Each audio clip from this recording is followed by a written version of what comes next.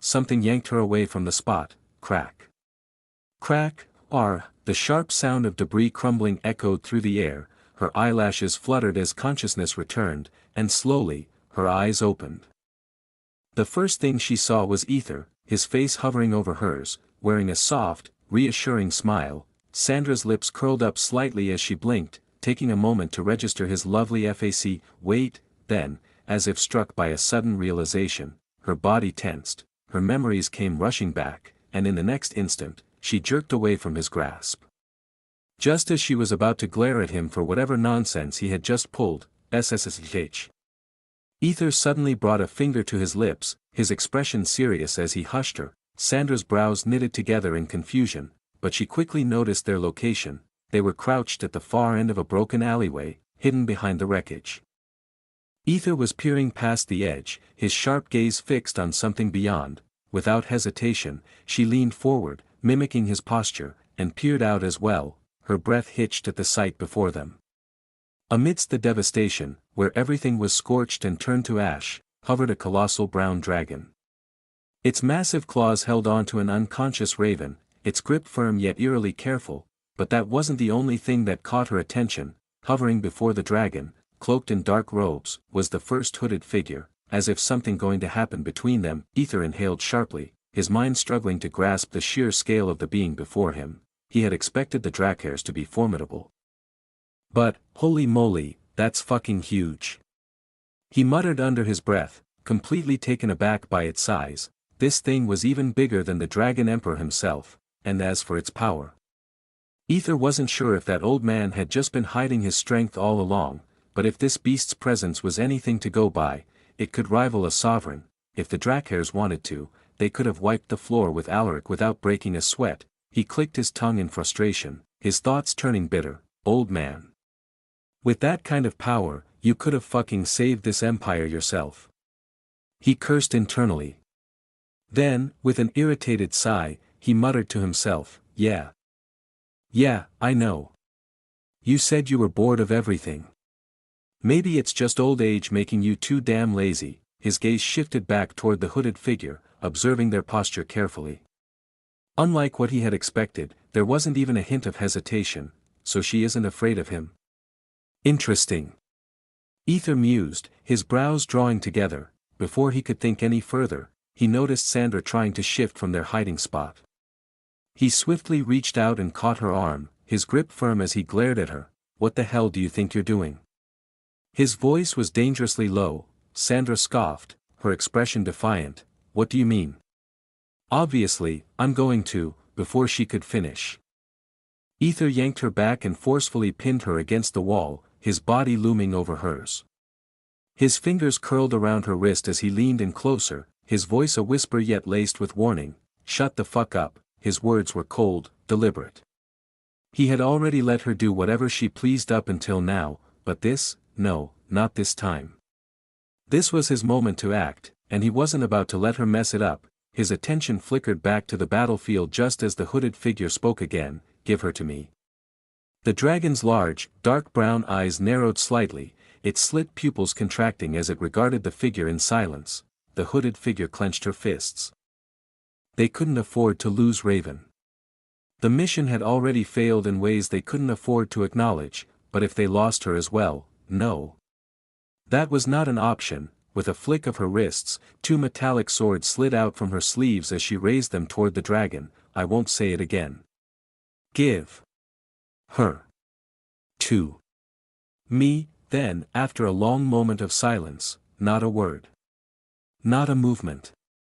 Just a blank, indifferent stare. That was all it took to snap the last thread of her patience. Fuck you. The hooded figure snarled before vanishing from her spot, moving at an impossible speed. Her blades flashed as she swung them toward the dragon's thick scales, aiming for a clean strike. Crack, shatter, the moment her blades met its skin, they broke apart, scattering into glimmering fragments. Her eyes widened as she stared at what remained of her weapons. Damn it. They say the older the dragon, the harder their scales become.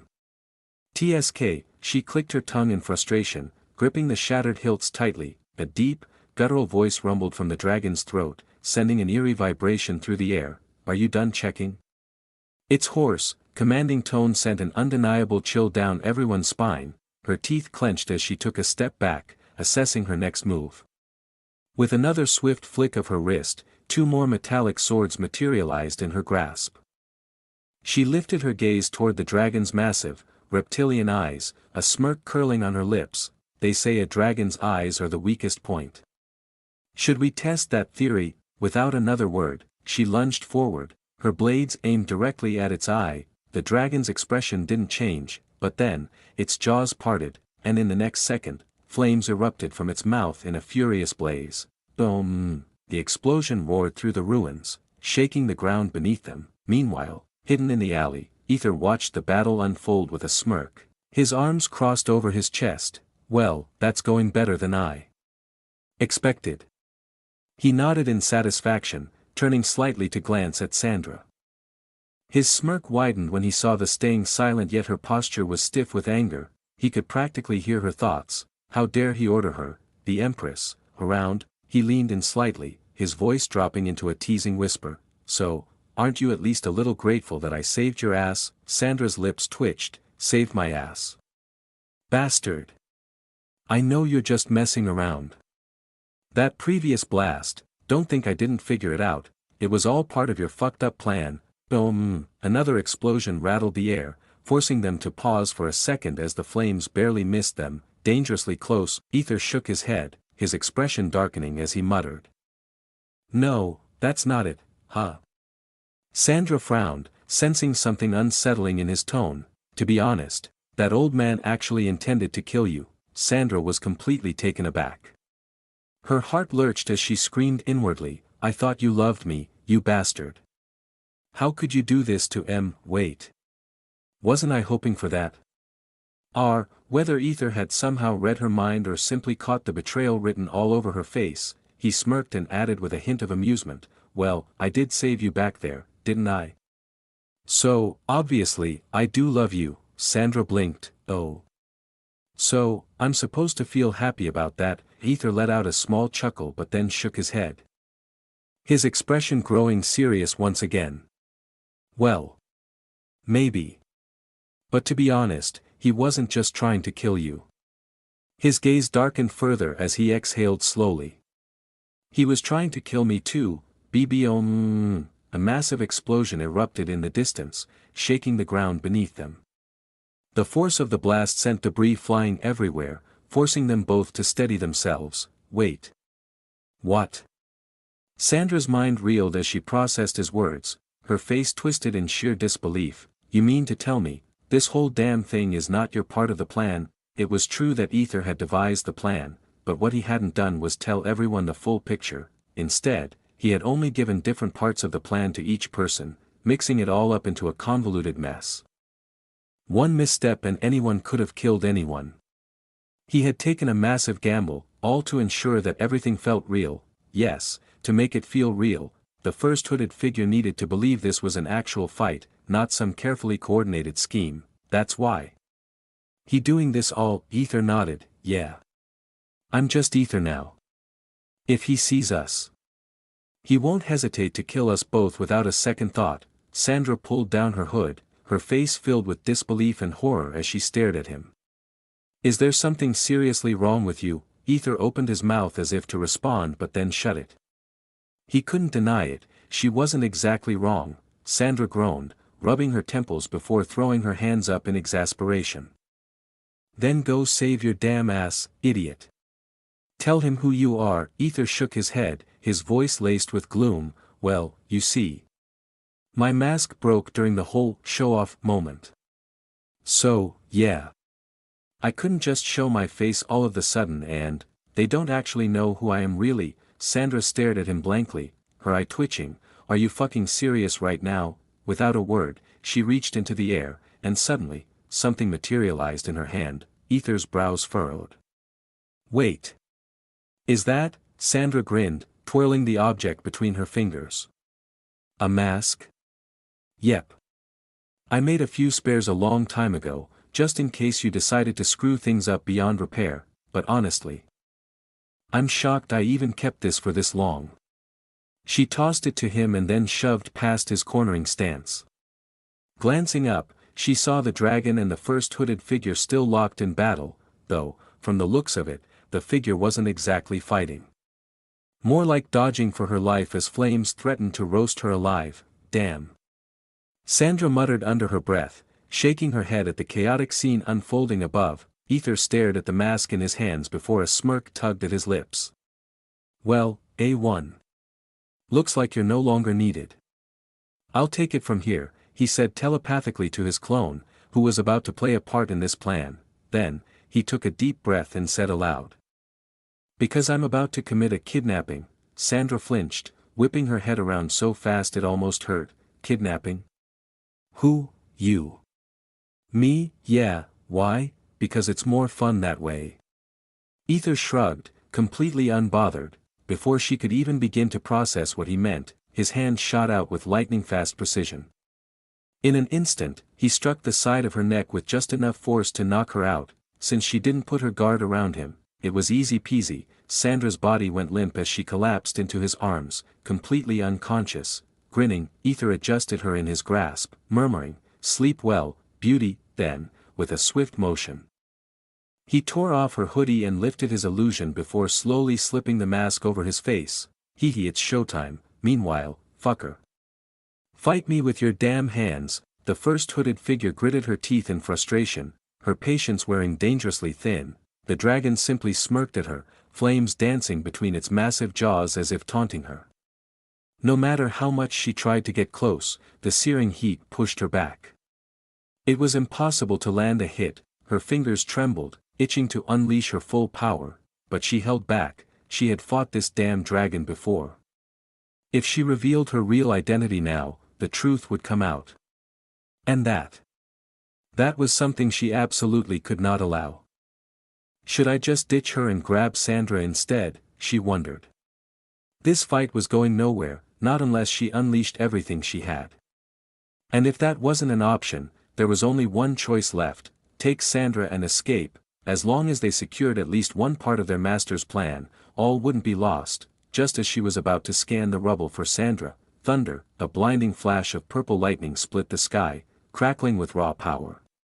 The air vibrated violently as every single person present flinched, heads snapping toward the source of the overwhelming energy. Hovering in the sky, bathed in an aura of pure killing intent, was a man with white hair, his handsome face concealed behind a mask.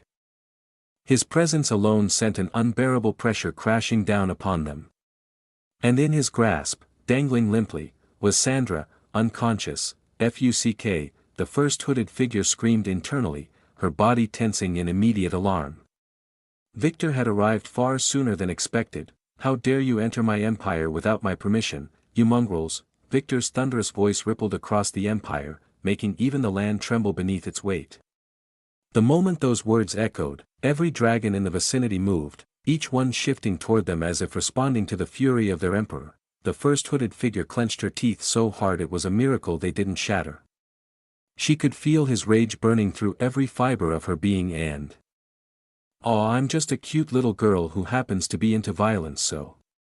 bye-bye," said with the most innocent little girly tone. Then, without missing a beat, her body dispersed into mist, her form vanishing as she slipped toward the empire's outer edge. Victor's entire body stiffened. He nearly fucking puked blood hearing that voice, and he didn't expect that figure to run away, instead at least putting up some fight.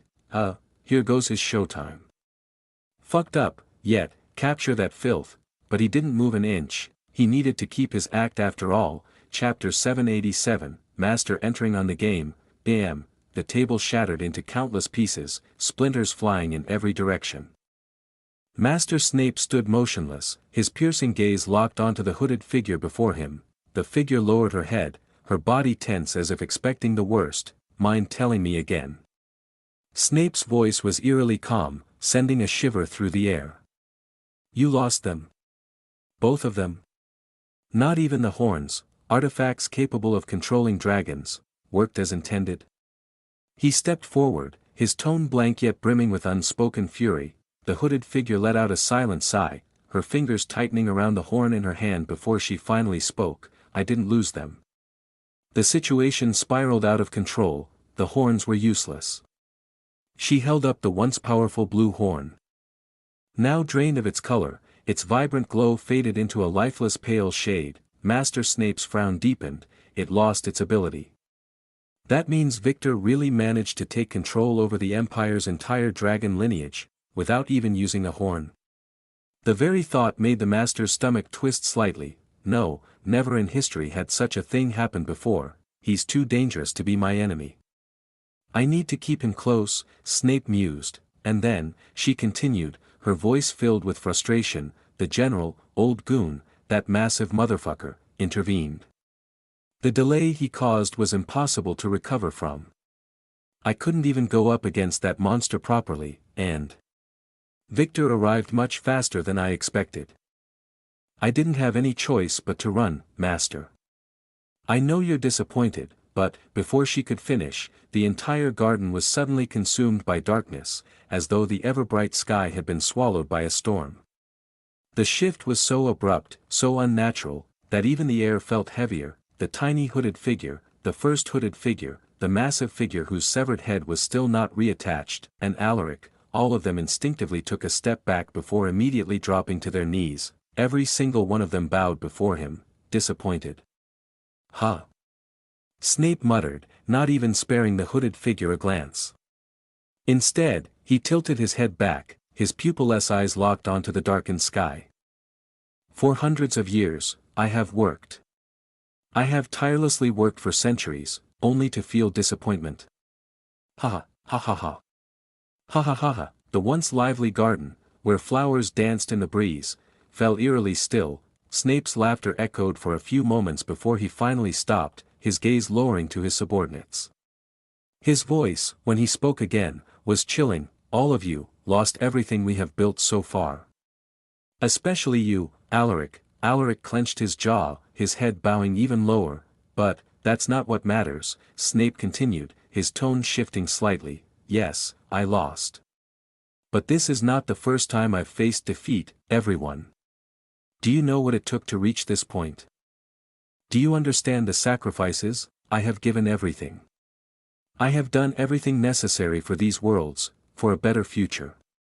Yet, he spread his arms wide, his expression almost reverent. Do you think these worlds will ever acknowledge what I have done? Do you believe a single soul will be grateful for my efforts? No. Not a single one. They cannot accept the truth, they cannot handle reality. Those weaklings cower before it. They fear it. That is why we do what we must in silence, to give them a chance, no. A blessing. So that those fragile beings may continue to exist in the new beginning that is coming. He lowered his head, eyes scanning over the group before him. His words came slow, deliberate. I have done everything. A heavy silence followed, then, after what felt like an eternity, a smirk stretched across Snape's lips. I have been hiding long enough. It is time to finish what I started. A ripple of shock spread through the group. Some of them stiffened in disbelief, while others, those who understood the true weight of his words, smirked as if they'd just heard the most delightful news. Yeah. Snape exhaled, his gaze darkening. I can't wait any longer, the process must be completed soon. His hand clenched into a tight fist, trembling violently. A thought echoed in his mind, one that refused to fade. My time is running out. You mean, you're going to? The first hooded figure swallowed hard, her voice barely above a whisper. Snape cut her off sharply. Yes. The only reason I remained in the shadows all this time, was because of Dora. And since someone, whether intentionally or not, has given her a hint, he turned his sharp glare toward Alaric, but I swear I didn't. Alaric wanted to scream those words, but he forced himself to stay silent. It was not the right time to interrupt his master. Snape's voice carried a finality. Dora knows I am alive. There is no point in hiding any longer. I have no doubt that she will come for me. She cannot let me live. Just like before, she will bring her full force this time. And I will not sit back and wait for her. So. His eyes gleamed with sinister intent. We will strike first. Alaric grinned, yes. His excitement was barely contained. You mentioned that Victor has Sandra in his possession, correct? Snape's gaze shifted to the hooded figure. She nodded silently. Well, then, Snape mused, his lips curling into a slow, dangerous grin, it seems it's time I have a long, meaningful conversation with Victor. The king himself was now stepping onto the battlefield. The board was set. Now, back in the Pyra Empire, inside the Grand Palace, make sure to protect the borders tightly. Deploy as many soldiers as possible to create the illusion of a tense and heavily guarded atmosphere.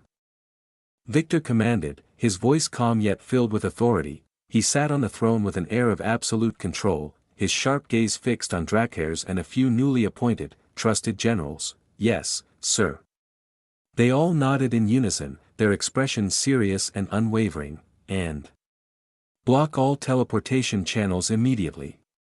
No form of teleportation, no matter how small or seemingly insignificant, should be allowed within our empire for the time being.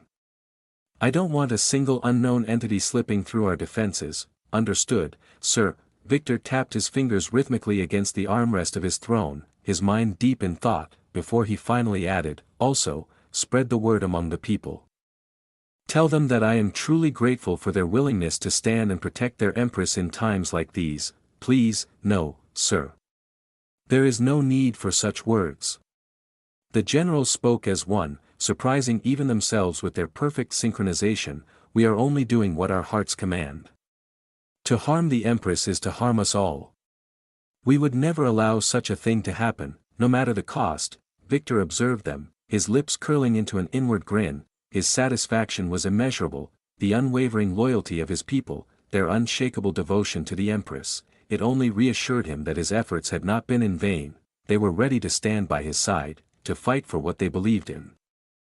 That alone was enough. With a casual wave of his hand, he dismissed them to carry out their duties, all except for LACKEY'S, sir.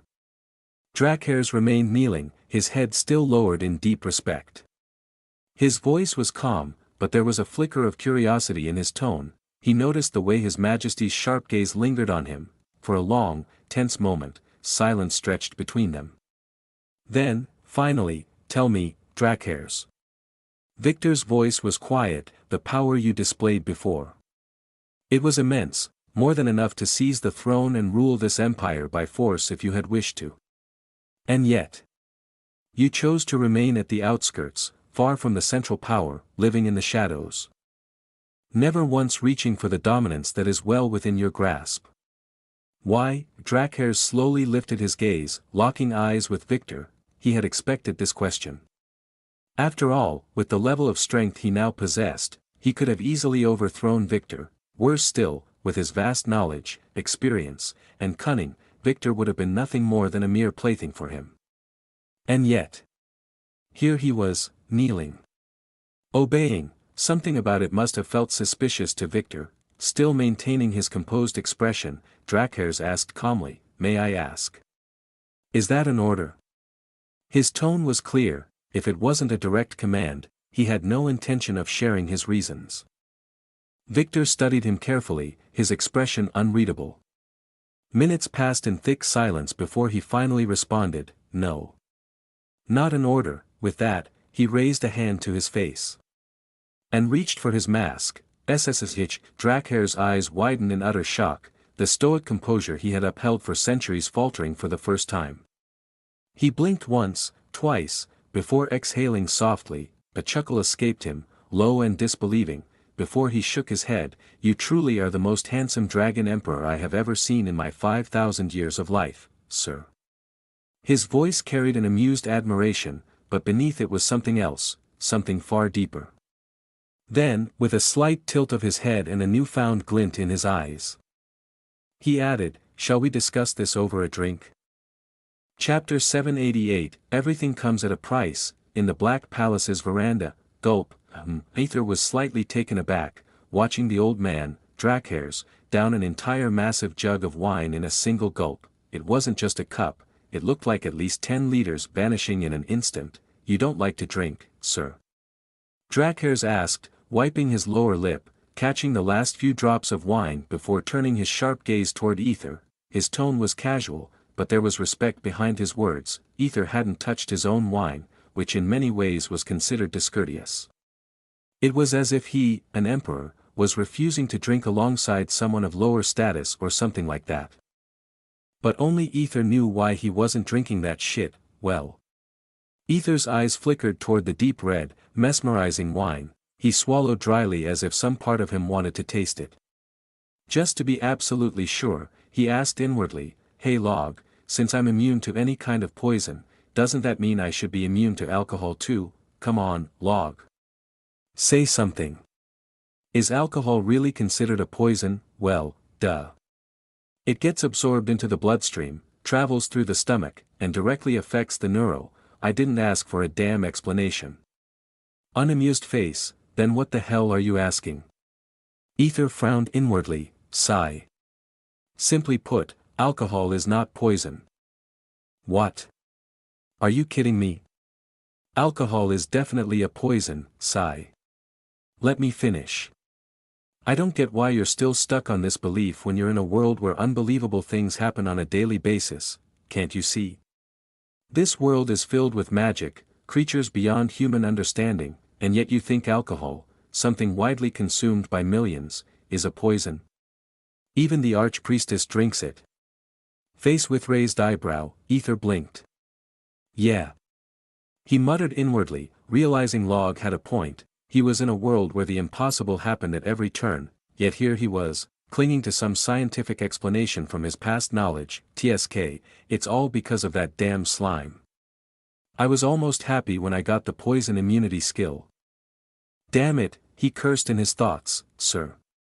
Dracares frowned, noticing that Aether had been silent for a few seconds. Lost in thought, Aether inhaled deeply before letting out a soft sigh. Then, with a polite smile, he finally spoke, "You know, I'm just not really into this kind of stuff, so I'll pass." Dracares raised an eyebrow but nodded in understanding. "I see. You're still young. In some races, they aren't allowed to drink because it can be harmful to their bodies." Aether's lips twitched at that. "Oi. Log. What the hell does he mean now? Harmful? Then isn't that technically poison?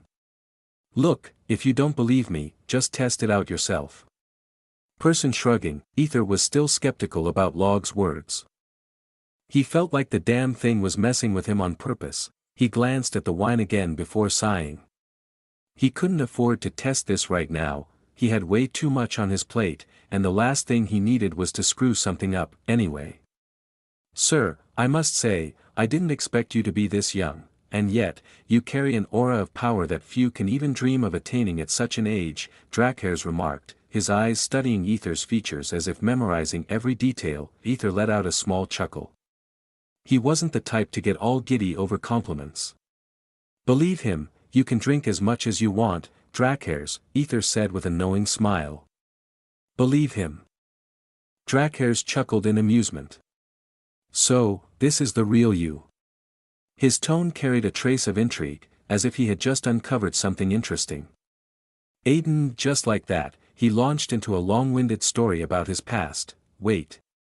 I didn't come here to listen to this old man ramble about his life." Aether internally groaned as Dracares dove into what seemed like an entire autobiography. All Aether wanted to know was why Dracares hadn't tried to steal the throne, yet, you see. "Back in my youth, I soared through the skies, fought every kind of monster imaginable, and proved my worth to my family. Those fools blindly followed the Emperor without question, but not me.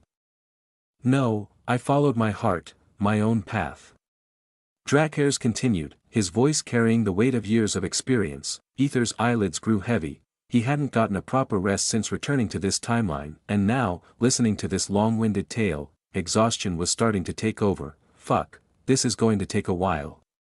This is why people say old men are dangerous," Aether thought as he struggled to hold back a yawn, while the veranda was filled with the sound of murmurs and occasional snores.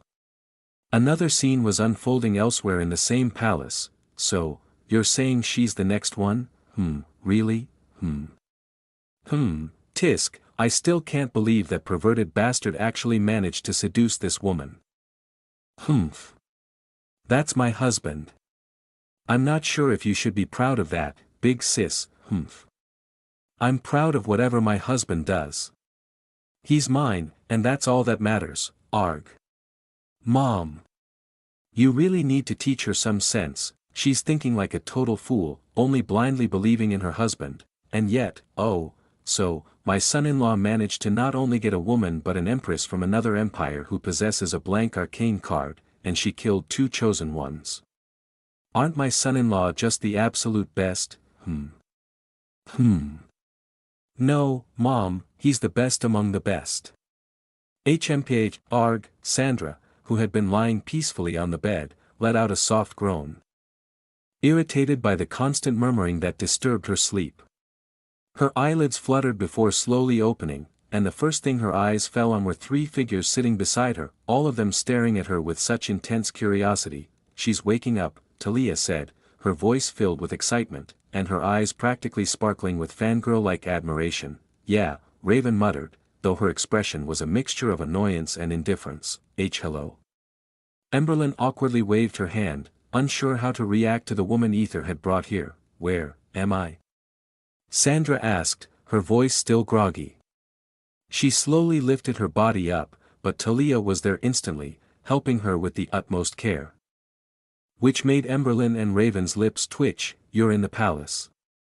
Talia said with a playful, teasing smirk. The Dragon Emperor's palace, Dragon Emperor.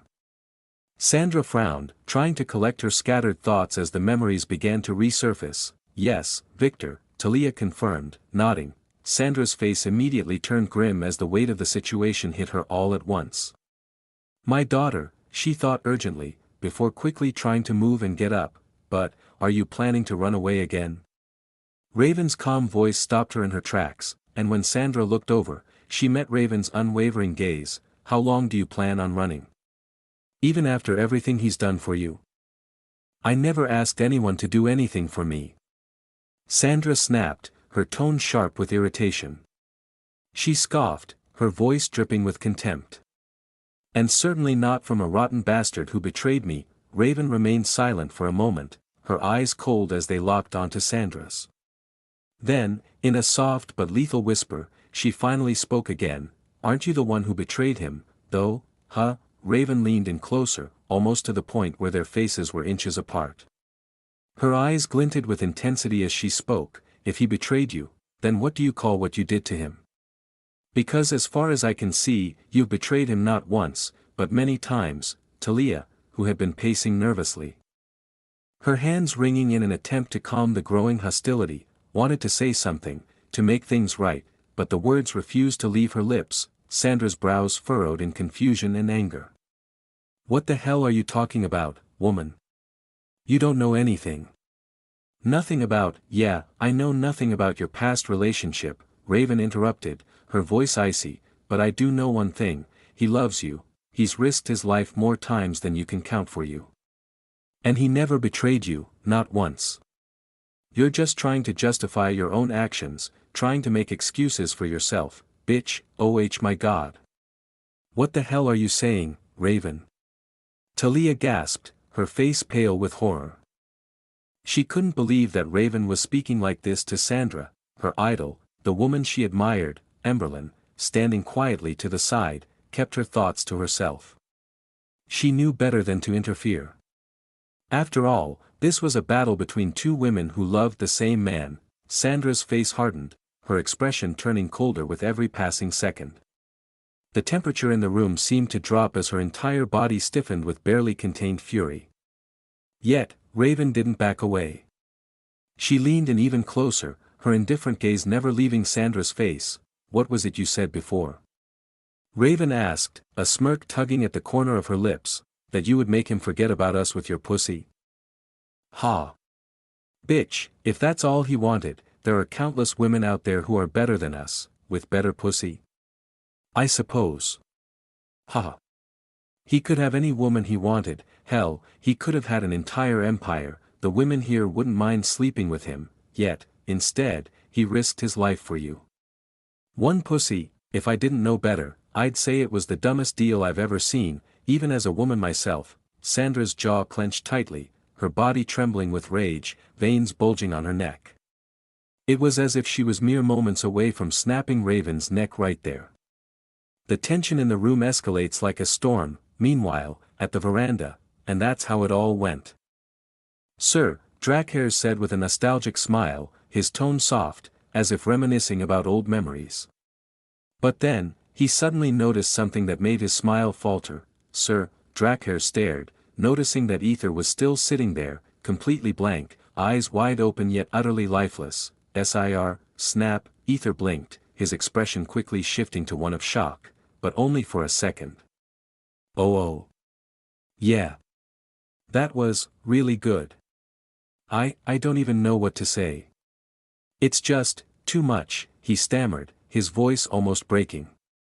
His eyes turned teary, but internally, he was already screaming, fuck, I slept. He knew that no matter how tired he was, he could always keep his eyes open and pretend to listen. Practice truly made perfect. Anyway, let's move, Where are you going? Drackhair suddenly burst out with laughter, eyes twinkling with mischief. I haven't even told you the remaining 4,000 years of my adventures. Aether's face turned a shade paler, his internal scream echoed louder than ever. No, it was on this very day, that Aether learned a valuable lesson, no matter what, never. Ever, ask an old man about his life, because everything comes at a price. Chapter 789, I shall be your weapon until my last breath. After what felt like an eternity, a very long time, Aether finally began to understand, or more accurately, was forced to listen to that lengthy tale which was meant to be wrapped up in just a few words. Drackhair's life had been simple, he was like a free bird, well, a free dragon, so he followed the call of his heart, with no hidden agenda. He destroyed anyone who dared to stand in his way and climbed the ladder of power and political influence without hesitation. Even the dragon emperors during his era were left both shocked and deeply worried at the thought that he might one day be chosen by the arcane and take their throne, and, as it turns out, he was a chosen one. Aether was taken aback when he heard this detail. Drackhair's was, in fact, a chosen one from an old era. Long before Dora, and even before Master Snape. Yet, surprisingly, Drackhair's had never become a sovereign, due to various restrictions and other tedious responsibilities that he had no interest in. Drackhair's, in his prime, had chosen to walk away from the trial without any hesitation. He never sought power for its own sake, he simply craved freedom, nothing more. He roamed through many empires, battled numerous adversaries, even faced the chosen ones from new eras. Sometimes, he even worked as a professor in the academy. As he'd mentioned, he did whatever he wanted, but always on his own terms, always with his freedom intact. He was like a rogue hero straight out of the novels. But after living the high life, playing hard enough for so long, Drackhair's finally decided to settle down. It was as though age had caught up with him and hit him harder than he expected, so he chose to spend the rest of his days quietly in the corner of the empire. If he had wanted to, he could have seized the throne, yet, he didn't want to rule over these people. It would have been nothing more than a nuisance. What's more, the Dragon Emperor's horns controlled him. Even though he was a chosen one, no one could escape the grip of that control. So, rather than causing the Dragon Emperor fear and trying to assassinate him, Drackhair's chose to take a break and vowed never to interfere with the royalty again. For the next 1,000 years, he rested, living a peaceful, comfortable life free from battles, until, now, Aether blinked in disbelief, still trying to process the story, his eyes wide as he stared at the old man with an expression that conveyed utter amazement. Aether wasn't sure if he was lucky to have this man by his side, or if it was just his lazy attitude that Aether had managed to use to his advantage. Sigh. I can't believe it, a chosen one from 5 years ago is still alive. Aether muttered, shaking his head in astonishment. Drackhair's chuckled softly, a hint of amusement in his voice. Indeed. I'm honestly surprised I'm still even alive. Aether's lips twitched at hearing that. And he frowned in thought. Then why did you let me rule? With you here, this much stronger than me, you could have taken it from me at any time, and yet, please stop right there, sir, Drackhair's interrupted, his voice heavy with a sigh. I'm just an old bone. I don't know when my time will come. I can't simply rule an empire out of nowhere when it's something I'm not even interested in. And also, his face grew darker as he recalled the past. Even with all the power and everything I had, when that bastard took my daughter from me, I realized I was powerless. all the strength in the world meant nothing when I couldn't control the situation, when I couldn't protect what mattered most to me. That's when I truly understood that power is nothing if you don't have control over the things that truly matter. His teeth ground together as his anger resurfaced, even sparks seemingly escaping from his mouth.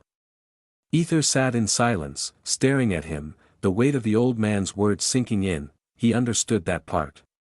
It was an honor for any dragon to marry the Dragon Emperor, but after that day, LACKEY'S had never seen his daughter again.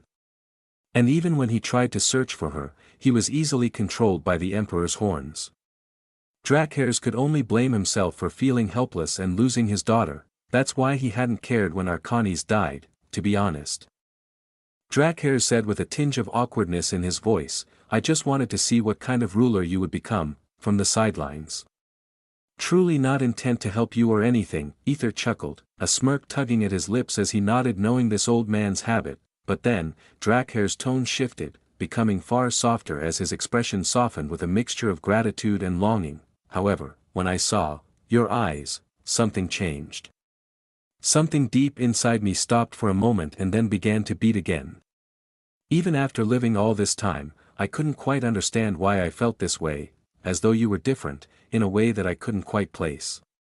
Let's just say, after all my years of experience, I felt like you possessed something that nobody I'd ever encountered had, and what's more," his voice turned tender as a soft smile played on his lips, "most of all, you saved my daughter, you brought my life back from the brink. What else could I possibly do other than give you everything I have?"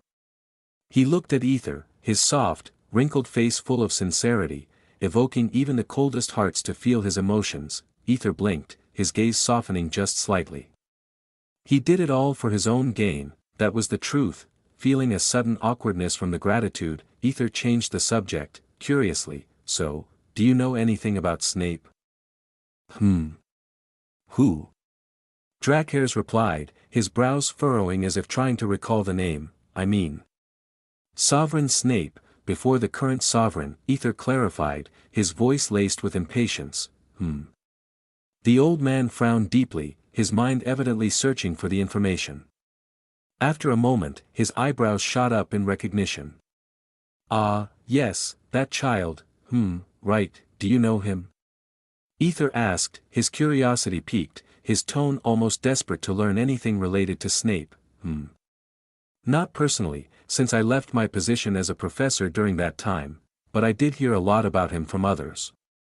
They said he was incredibly good-hearted and a bit naive, and I even saw him a few times. Putting his life on the line to protect people he barely knew. People would sometimes call him living God, as if he were the protector of everything, which I suppose was fitting considering his nature," LACKEY'S said, his voice filled with a strange kind of admiration. Aether raised his eyebrows in surprise. "That much of a good guy, indeed," LACKEY'S confirmed, though his voice had a hint of frustration now. "Although I wasn't personally close to him, I did fight him a few times. He always went easy on me, telling me I was too old to be fighting. That irritated me more than you can imagine." What a good lad," he added, remembering how others had started going easy on him. Pitying him for his age, which only made him feel more irritated. "Brats. They don't understand that wine tastes best when it ages," he thought inwardly, but instead, he spoke again, trying to push aside his frustration. "But all I can say is, he was a good guy. He even helped build those orphanages, the ones in every empire, including ours, which wouldn't have been possible considering our closed self without him. He was the kind of adamant person who would stop at nothing to get what he wanted." His face grew a bit sour as he continued, "Well, this wasn't meant to come out, but believe me when I say, that same guy ended up destroying everything." Aether let out a surprised expression even though he knew the same details from Dora. LACKEY'S continued, "I don't know the details, and since I couldn't get involved with the trials, I never learned them. The man who once risked his life to save others turned against them, and in the process, killed many people, many of whom were innocent. But still, during that time, I saw the full extent of his powers, the kind of power only a sovereign could wield." Aether listened quietly, his expression unreadable. "I see," LACKEY'S frowned, sensing Aether's expression. "Is there any reason for you interested in him who died long ago, sir?" Aether shook his head. "Nothing. I just wanted to know, Drakkhair's frowned for a moment, pausing to consider something. Before shrugging his shoulders as if to say it didn't matter anymore, anyway. I need to leave now, Aether said as he began to feel the emotions of Raven's growing annoyance and Talia's panic. He could sense the pressure of what was happening without even needing to see it. He stood up and added, "Tell Liars to prepare the thrusters as soon as possible. We can't afford any delays, and we need as many people as we can. I'll handle the negotiations with the other empires." Drakkhair nodded as he stood as well, bowing his head deeply in acknowledgement, his expression serious and focused. Aether turned to leave, but before he could take another step, Drakkhair suddenly spoke again. "Dragon Emperor," Aether flinched, his thoughts briefly halting. Dragon Emperor, he wondered, puzzled by the sudden shift in Drakkhair's address. Before he could react, Drakkhair was already kneeling before him, taking Aether's hand with great reverence and respect, his gesture almost ceremonial. "Rustle, rustle," two enormous wings rustled, so powerfully that they nearly tore apart the grounds beneath them and destroyed things on its path. He is the one who is going to repair it, Aether thought inwardly. "TSK, don't be a dick," expressionless face. "You are getting really annoying," Aether commented before focusing on Drakkhair. Drakkhair spoke with a deep promise in his voice, his tone unwavering. "Fear not, your majesty, I have witnessed your worthiness, seen the sacrifices you have made, and the burdens you have borne for this empire, a land that was once on the brink of ruin, crumbling under the rule of those unworthy. The previous emperors bound me with their disgusting horns, forcing me into silence, reducing me to nothing more than a tool for their ambitions. I was a blade with no purpose. A dragon with clipped wings." There was a pain in his tone at the end before continuing with proud and blazing fire on his eyes. "But now, I stand before you of my own free will. No, not only me but also the people who once were bound by the chains. You have lifted this empire from the ashes. Not for power, not for glory, but for the people, the very people who now cherish you, who look upon you not with fear but with devotion, the people who, without hesitation, would lay down their lives for you. You are not one of the so-called chosen ones of Arcane, and yet, to us, the dragons, you are our chosen sovereign, your majesty, my one and only Dragon Emperor. Drakkhair, swear upon my soul, my fangs, and my flames, I shall be your weapon until my last breath, a blade that shall never waver, never falter, and never turn against you, no matter what may come." The voice boomed around Empire, as if the very Empire registering his words, with that solemn reverence. He lowered his gaze, pressing his lips to Aether's hand in a gesture of absolute loyalty. "Ding, new title acquired, Eternal Sovereign of Draconic Pride." Chapter 790, An Happy Ending. After Drakkhair's sworn loyalty, Aether was overjoyed, and to top it off, he even got a title. "Does a title give me a boost or something?" Aether asked curiously. "Negative. A title is just a title that you receive when it is recognized." "Oh." Aether nodded in understanding, though a flicker of disappointment crossed his face. He had been expecting at least some kind of enhancement. As he reached his room and pushed the door open, his expression shifted instantly. The air was thick, heavy, tense. A silent yet suffocating tension lingered in the room. His eyes landed on Raven, who stood with arms crossed, her sharp gaze locked onto Sandra. Sandra, in contrast, sat huddled on the bed, her knees drawn up tightly, her face hidden beneath a veil of purple hair. Aether glanced between them, his brows furrowing in wonder. Talia, standing off to the side, sighed in relief the moment she saw him. "Aether, you need to stop this idiot before she runs her mouth any further," she blurted out, her voice carrying an almost desperate urgency. Raven snorted, unfazed. Shrugging casually, she remarked, "I just spoke the truth, that's all." Then, as if washing her hands of the situation, she turned her focus onto Aether. With a smile, she strode towards him, wrapping her arms around his waist. Pressing her body against his, she whispered, her lips brushing against his ear, "You can talk to her," her voice carrying a hint of amusement, and maybe jealousy. To make it even clearer, she playfully nibbled at his neck before stepping back, her fingers lingering for a moment before she slowly walked away. Aether blinked, watching her retreating form. His gaze lowered slightly, and an amused smirk appeared on his lips. she's really cute when she's jealous. When he noticed her hips swaying more than usual, her movements exaggerated, as if silently tempting him to chase after her. His quiet chuckle must have been louder than he thought, because Raven suddenly stiffened before picking up her pace and disappearing out the door, her ears flushed red. Talia, watching the whole exchange, snorted. "Unbelievable," she muttered. She was about to make a sarcastic remark, but before she could, her mother grabbed her wrist and started dragging her away. "Come on, let's leave them alone," her mother said firmly. "Wait. I haven't even finished talking." Thud, the door slammed shut, leaving only Aether and Sandra alone in the room. Aether let out a slow breath before stepping toward the bed. "Well," he murmured, his voice softer now. As he neared her, his fingers unconsciously reached out. Drawn to her long, silky purple hair. "Don't touch it," her cold, indifferent voice sliced through the air, sharp and immediate. Aether's hand hovered for a brief second, but instead of pulling away, he continued, his fingers moving forward until they gently brushed against her strands. This time, she didn't say anything. He didn't push her, didn't force her to talk. Instead, he simply ran his fingers through her soft hair, ruffling it lightly before whispering, "Are you angry?" Aether chuckled weakly at her silence. If he wanted to, he could have used Aquilina's escape as leverage to force a conversation out of her. But now, that idea didn't sit right with him. He didn't want her to talk to him out of obligation, gratitude, or guilt. He wanted her to speak because she wanted to. Aether's brows suddenly furrowed as a scent reached his nose. His nostrils flared slightly as he leaned in closer. Sniff, sniff. Sandra's body tensed, a subtle tremor running through her. Aether smiled. "What kind of bath do you take? You smell so good." Sniff. His voice was playful, teasing, but there was truth in his words.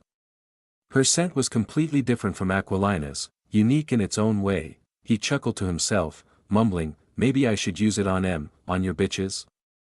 Sandra suddenly snapped, her voice sharp and laced with bitterness. Her head jerked up, revealing her face, flushed, her deep red eyes burning with emotion.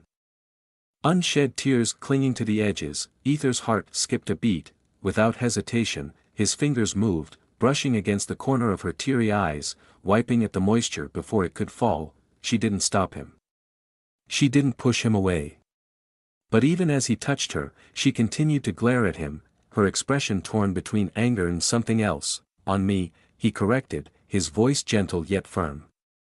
"I was talking about me," Sandra snorted, her glare still intense as she yanked his hand away.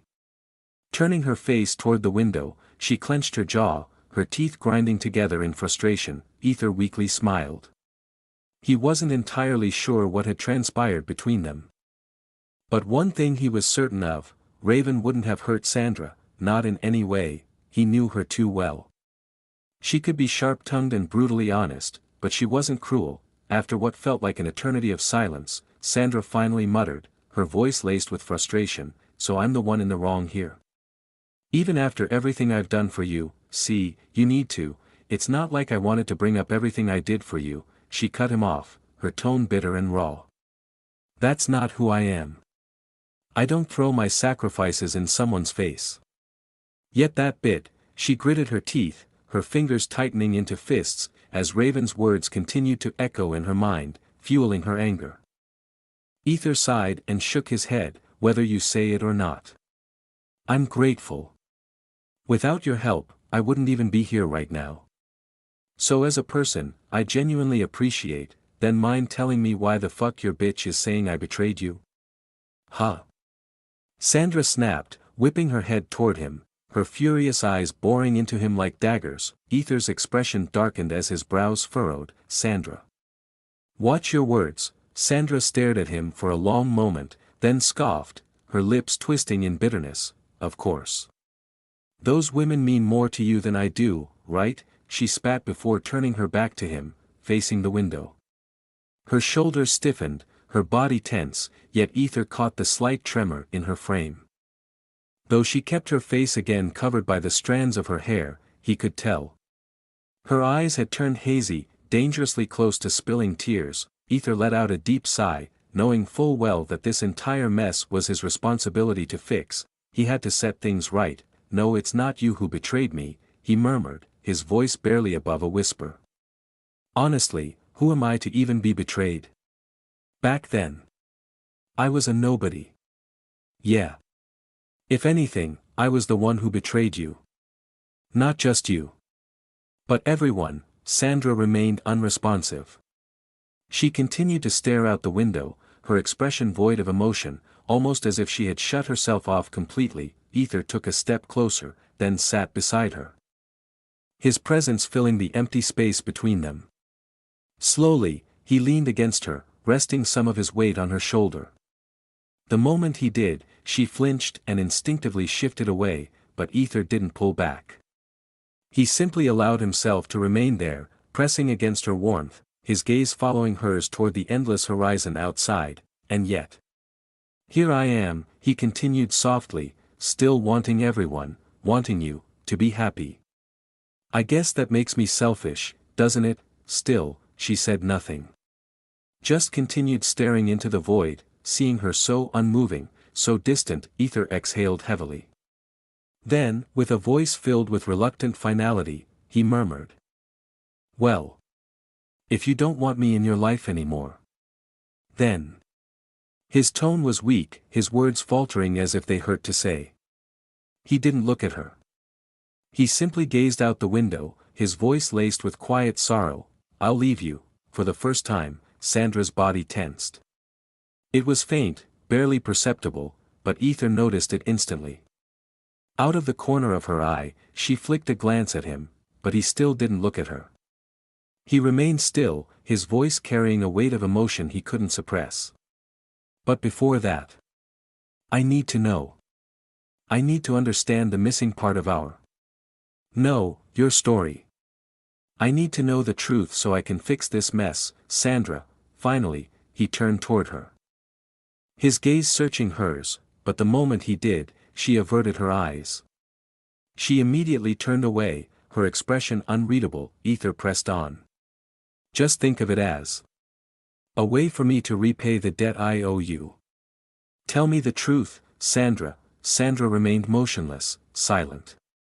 Her lips parted slightly as if she wanted to speak, but then she closed them again. Seconds passed before she finally found her voice. Why do you want to fix my mess, huh? She asked, her tone quieter, almost unsure. Aether let out a weak chuckle, pushing himself away from her. It was a small movement, but Sandra's fingers twitched ever so slightly. For a fleeting second, it almost looked as though she wanted to reach out. To hold on to him, but she didn't. She pulled her hand back before she could act on it. Aether didn't notice. Or perhaps he pretended not to. He slowly stood from the bed and walked toward the window, stepping into her view. Then, turning to face her, he smiled, a soft, gentle smile that held an unspoken truth. You already know the answer, don't you? Sandra met his gaze, blankly staring at him. Indifferent. And yet, 7,000 AP, ding, survival rate, 83.4%, the room fell into silence as the two of them locked eyes. The air between them felt thick and heavy with unspoken words. Finally, after what seemed like an eternity, Sandra exhaled and broke the silence. I made a promise to the gods. He let out a shocked expression as if he was hearing it for the first time before asking, and, that's it. She shrugged as if it was nothing. Aether's temple twitched. Veins popped along his forehead as he forced himself to stay calm. Calm down. Calm down. You'll punish her later.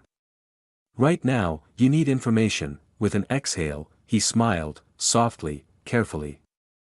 You can tell me. Sandra, however, shook her head. They'll get angry if I tell you the truth, she said, her voice suddenly serious. Aether scoffed, waving a hand dismissively. Ha! Don't worry, they won't be that pie. Thunder, a sudden bolt of lightning struck somewhere in the distance. Despite the fact that the sky outside was perfectly clear, Aether blinked. Well, you just have to believe. Thunder, another one, louder this time. Sandra turned to him with a deadpan expression. Chapter 791, A Promise to the Gods, Part 1, You really want to know? Sandra asked with an annoyed expression, her eyes narrowing as she stared at Aether. He had even gone so far as to take a chair and position himself away from the bed, sitting there with an expectant look as he nodded. Of course, Aether replied without hesitation, his gaze locked onto Sandra, who was clearly hesitating about something. Sandra took a deep breath, as if gathering the courage to speak, before saying, "Well, his name is Snape. Everyone calls him Master Snape. After my mother's death, he was the one who lit up the darkness in my life. He came into my world." Wait. Hold on a second. Is this your love story? Because if it is, I'm truly sorry, but I have no interest in hearing it. I'll really get jealous. Aether suddenly raised his hand, cutting her off with a dramatic expression of protest. Sandra blinked at him in disbelief, her face blank as she stared at him with a deadpan expression. Then, after a pause, she sighed and said, "It's not my love story, you idiot." Aether exhaled loudly as if he had narrowly escaped some horrifying ordeal, rubbing his chest for dramatic effect. Sandra's lips twitched at his antics, but despite herself, a small smile played at the corners of her mouth. "And for the record, there's no need to get jealous. I never loved anyone, except an ungrateful bastard." The words slipped out of her mouth unconsciously, as if his previous comment about leaving her had triggered something deep inside. "Oh." Aether's eyes sparkled with interest, and in the blink of an eye, his chair, which had been positioned far away, suddenly appeared right next to the bed. He leaned in with a teasing smirk. "Well then, best of luck to that ungrateful bastard." Sandra's eye twitched, but she shook her head, smiling softly despite herself. Then, as her expression turned more serious, she exhaled and said, "That man gave me a life I thought I had lost forever. He taught me." Her voice trailed off as she drifted into the depths of her memories. Mari Sandra Nyadia's POV. That's it. Feel the weapon. Let it become a part of you. Even if the world sees you as a blank card, never forget, only empty space can be filled. Master Snape's deep voice carried across the training grounds as he observed a young girl, barely 15, moving fluidly. She held a small knife, her body twisting with sharp precision as she slashed at the leaves swirling in the air around her. Thud, huff huff huff dash, I collapsed onto the ground, panting heavily, my breath ragged as sweat dripped down my face. My arms trembled as I clutched the knife, my chest rising and falling rapidly. Did I cut them all, Master?" I gasped, struggling to steady my breathing. I couldn't see them. Of course, I had been born blind. The only reason I was able to cut the leaves at all was because of their movement, the way they disturbed the air, the sound they made as they fluttered around me. Master had taught me how to heighten my other senses, pushing me beyond my natural limitations so I could function just like anyone else. He remained silent for a long moment before finally saying, "Most of them." Hearing those words, my hands clenched into fists, my lips trembling. No matter how hard I pushed myself, no matter how much I trained, I could never seem to move past this limit. It was as if an invisible barrier had already decided my fate. I can never avenge my mother's death. The thought twisted painfully inside me. A hand suddenly rested on my shoulder, making me flinch, but I quickly relaxed. It was Master. His voice was softer now as he said, "It's fine, Sandra. You have reached the pinnacle of what your body is capable of. Something no one else has achieved before. Even now, your physical abilities rival those of someone with a copper arcane card, but, still not enough to stand against a rainbow card, right?" I spat bitterly, my teeth gritted in frustration. Sigh, my lips quivered. At this rate, I would never be able to avenge my mother. Everything I had done, all the blood, sweat, and pain, it was all for nothing. This was the end of my path, the cruel, inevitable conclusion I could not escape. Or so I thought, until, there is a way. Master said, his voice unreadable, a way. A flicker of hope ignited in my chest at his words. Yes, but it comes at AC. Before he could finish, I cut him off, shouting, "I don't care. No matter the cost, I will do whatever it takes. I will kill those two chosen ones with my own two hands." My voice rang out, no matter what it took. I wanted them to feel the same pain, that same unbearable loss. The agony of watching everything they loved be ripped away from them. I would make sure, no matter what, I would bring that nightmare to life for them. Master flinched for a moment before a slow, knowing grin spread beneath his hood. His voice carried a strange mix of amusement and intrigue as he said, "Then, here. This is a small experiment of mine. It's still in the testing phase, so be careful." With an air of mystery, he handed me something. Since I couldn't see, I carefully ran my fingers over the object, tracing its shape. It felt like a long tube, roughly the size of a finger. My brows furrowed. "What is this, master?"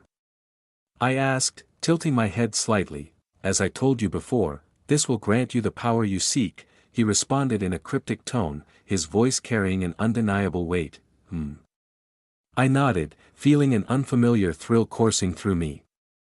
A small, eager smile tugged at my lips as I held the tube tightly.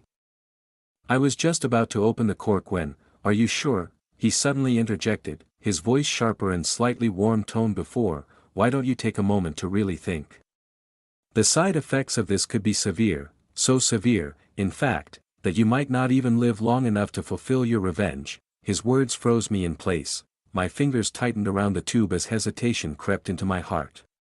Master never spoke without reason. If he was warning me so gravely, it meant the risk was beyond anything I had faced before. Slowly, I nodded, pressing my lips together as I exhaled deeply. I needed time to think. Time to decide whether I was truly willing to risk my life for this. With that, Master left me alone, sending me back to the palace. Back to the place that had once been my home, but now, it was nothing more than a cage, a cold, suffocating prison that only reminded me of everything I had lost. Yaya. I yawned, stretching my sore limbs as exhaustion weighed on me. My entire body ached, every muscle feeling stiff from relentless training, and then, ugh. My nose wrinkled in pure disgust as I caught a whiff of myself, sweat. Filthy, sticky sweat clung to my skin like a second layer, disgusting. I immediately turned toward the bathroom, but before that, I placed the tube on the bed carefully and put the quilt over them. Anyway, with my mother gone and no maids or servants left to assist me, I had memorized every step of my room. As long as nothing changed, I could move through it without difficulty. The moment the warm water hit my skin, I sighed in relief. I didn't just take one bath, I took two. Letting the heat soak into my tired body, I scrubbed away every trace of grime until I felt truly clean. Only then did I step out, wrapping myself in soft nightclothes, my damp hair sticking to my back. Just as I finished dressing, crack, my entire body went rigid. My ears picked up the faint, sharp sound of something breaking. "Who's there?" I demanded, my frown deepening as I immediately reached for the metal knife strapped to my hip. "Always there." Just in case. Silence. The sickeningly familiar scent curled through the air, drifting toward me. A flowery fragrance. My nose twitched, my stomach twisting as disgust rose within me. My grip on the knife tightened, my voice dropped into a low growl as I uttered the name through clenched teeth. "Celestia." "Yes." A blank, emotionless voice echoed in the darkness before me. Chapter 792, A Promise to the Gods. Part 2, Marisandra Nyadia's POV. "What are you doing here?" I asked, my tone carrying both indifference and a slight frown as I tried to look in her direction. Celestia, my little sister, remained expressionless as she replied, "You haven't eaten with us for a while. So I came here to bring you this." She placed a plate filled with food on the table, her voice eerily devoid of warmth. Then, just as casually, she added, "Though it's mixed with poison." My lips twitched violently at her words. "What the fuck? You shit." I was about to curse her out when she interrupted me. "My mother added it and told me to bring it to you," she stated in that same emotionless tone as if she wasn't involved in anything. There wasn't the slightest hint of remorse in her voice, no guilt, no hesitation, just cold compliance. I clenched my fists, grinding my teeth in frustration. That fucking bitch. Now she's finally decided to get rid of me too, huh? The thought burned in my mind. Just as I was about to snap at Celestia, she suddenly tilted her head slightly and spoke again. "Elder sister, you're not supposed to place the glass on the bed. It's dangerous." With a blank tone, My eyes narrowed in confusion. Glass?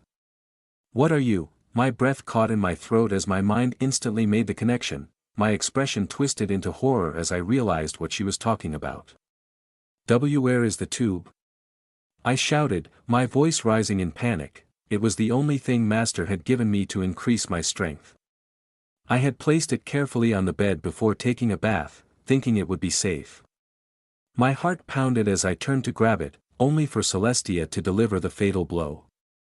It's broken, she stated plainly as she looked at stained and crumbled parts of glasses on the quilt. I froze. A deep chill ran down my spine. Pardon?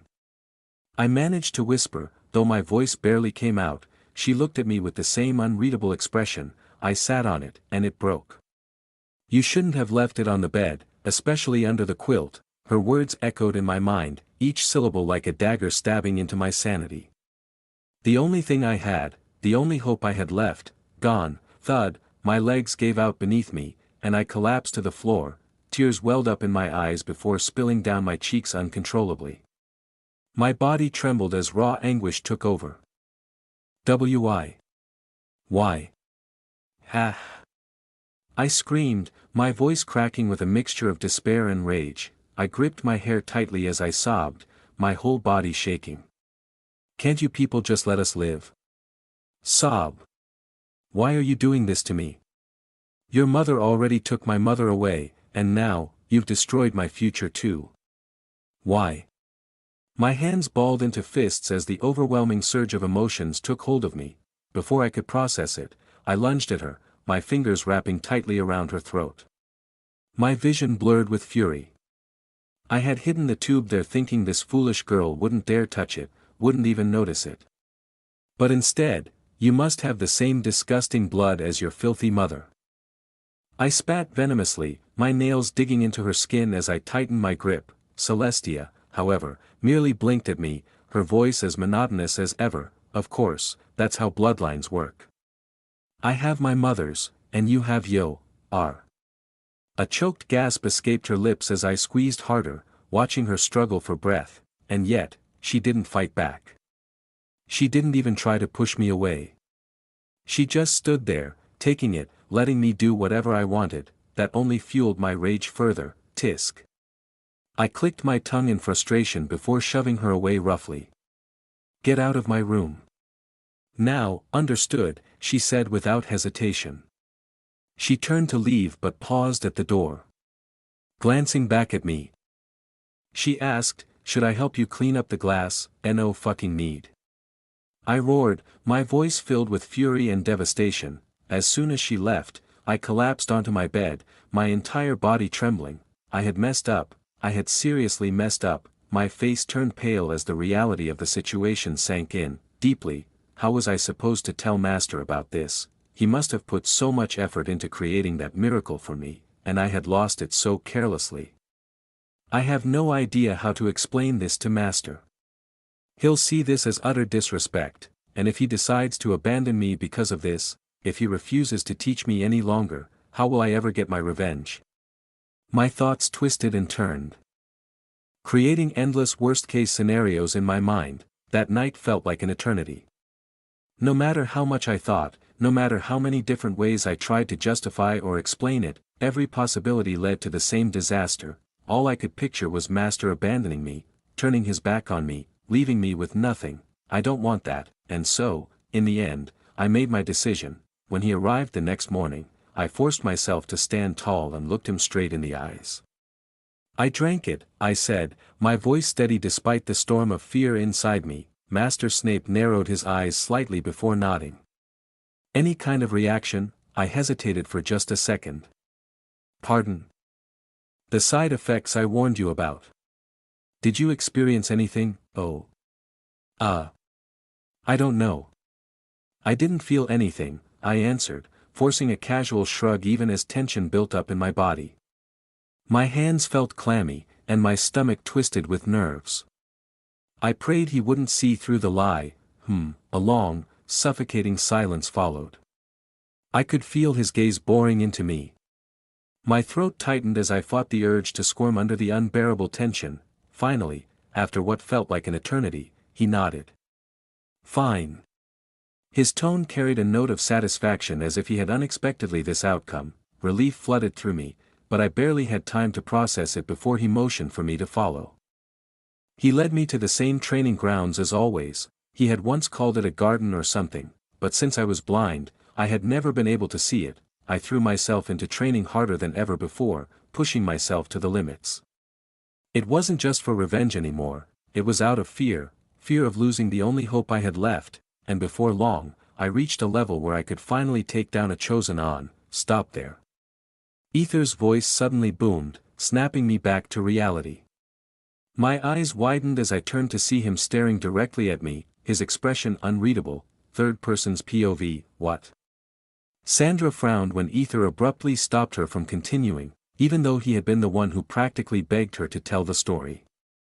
Aether shook his head, his expression riddled with confusion. Am I missing something here? I mean, what do you mean by reaching the level of the chosen ones? Didn't you just say you never drank that weird concoction your master gave you? Then how the hell did you manage to get that strong? What in the hell is actually going on here? His voice carried not only curiosity but a growing sense of disbelief. Sandra smirked, tilting her head slightly as she observed him with amusement. What? You don't know? Even though you act like you know everything about your women? Aether's lips twitched in irritation. She was still hung up on that. He stared at her blankly, refusing to take the bait. Sandra let out a scoff before leaning in slightly, her gaze narrowing. Let me jog your memory then. What is my bloodline? Her tone carried a challenge as if daring him to forget something so important. Aether remained silent for a moment, his expression unreadable. That tiny pause made Sandra narrow her eyes, disappointment flickering in them. She was about to answer herself when, the meridian bloodline of the mermaid race, Aether said flatly, his words exactly like hers, it possesses the innate ability to soothe and warm others, nothing more than that. Sandra blinked, momentarily caught off guard. Then, crossing her arms, she let out a huff. Humph, at least you remember that much. I suppose, she muttered, though the small smirk tugging at her lips betrayed her satisfaction. Aether exhaled, shaking his head. This woman. She was too much like her mother or daughter, whatever, but that's all, isn't it?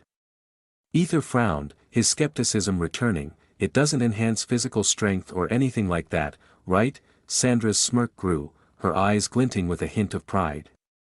True, my bloodline isn't as rare as Celestia's, nor is it as overwhelmingly powerful as some others. But I do have one distinct advantage. Aether raised an eyebrow. And what's that? Adaptation, adaptation. He repeated, his interest piqued. Sandra nodded, her expression turning serious. Mermaids have the ability to adapt to their surroundings. We can survive both in water and on land. Our bodies adjust based on what's needed. That's why, even though I didn't drink that potion, I was still able to push my limits, refine my skills, and grow stronger. Her voice carried confidence, almost as if she was reliving every moment of her growth. Aether, however, remained unconvinced. What in the avocado she bullshitting? What she said wasn't incorrect. The adaptability of mermaids was well known, but something about her explanation didn't sit right with him. Her power increased due to her adaptation. What the fuck, if there was one who knows the real answer then? Tell me, Log, what's the real reason? There's something deeper to this, isn't there? Ding, it was indeed due to her meridian bloodline of the mermaid race. However, her knowledge about it is significantly limited. The true ability of her bloodline is not merely adaptation, but growth. The soothing and warming effects are actually just its side effects. Oh. Aether's eyes slightly widened in surprise. Now this was interesting. More importantly, it was shocking that the log had just provided him with the knowledge that even Sandra herself was unaware of, but something about it didn't sit right with him. His brows furrowed as another thought crossed his mind. How come they didn't know about this? Why was this information lost? And if they can grow, why arcane card is blank? Due to their heavy reliance on arcane cards and external power sources, they gradually lost their natural ability to grow. Their bloodline's true potential requires deep emotional stimulation, both in the heart and mind, to activate. However, since such intense emotions are rare, their ability has remained dormant for generations. The stronger their emotions, the faster their growth. This was Arcane's last creation in this world, huh? Last creation, affirmative. It is the exact opposite of what Mother created. A heartless MO, ding, no further information available. Aether blinked, momentarily taken aback by the sudden cut-off. Then, a slow smirk crept onto his lips. Did you just slip up the truth? He was highly amused. His log had just revealed something it wasn't supposed to, which only made him even more curious. However, the amusement didn't last long. His smirk faded as his mind pieced together the implications.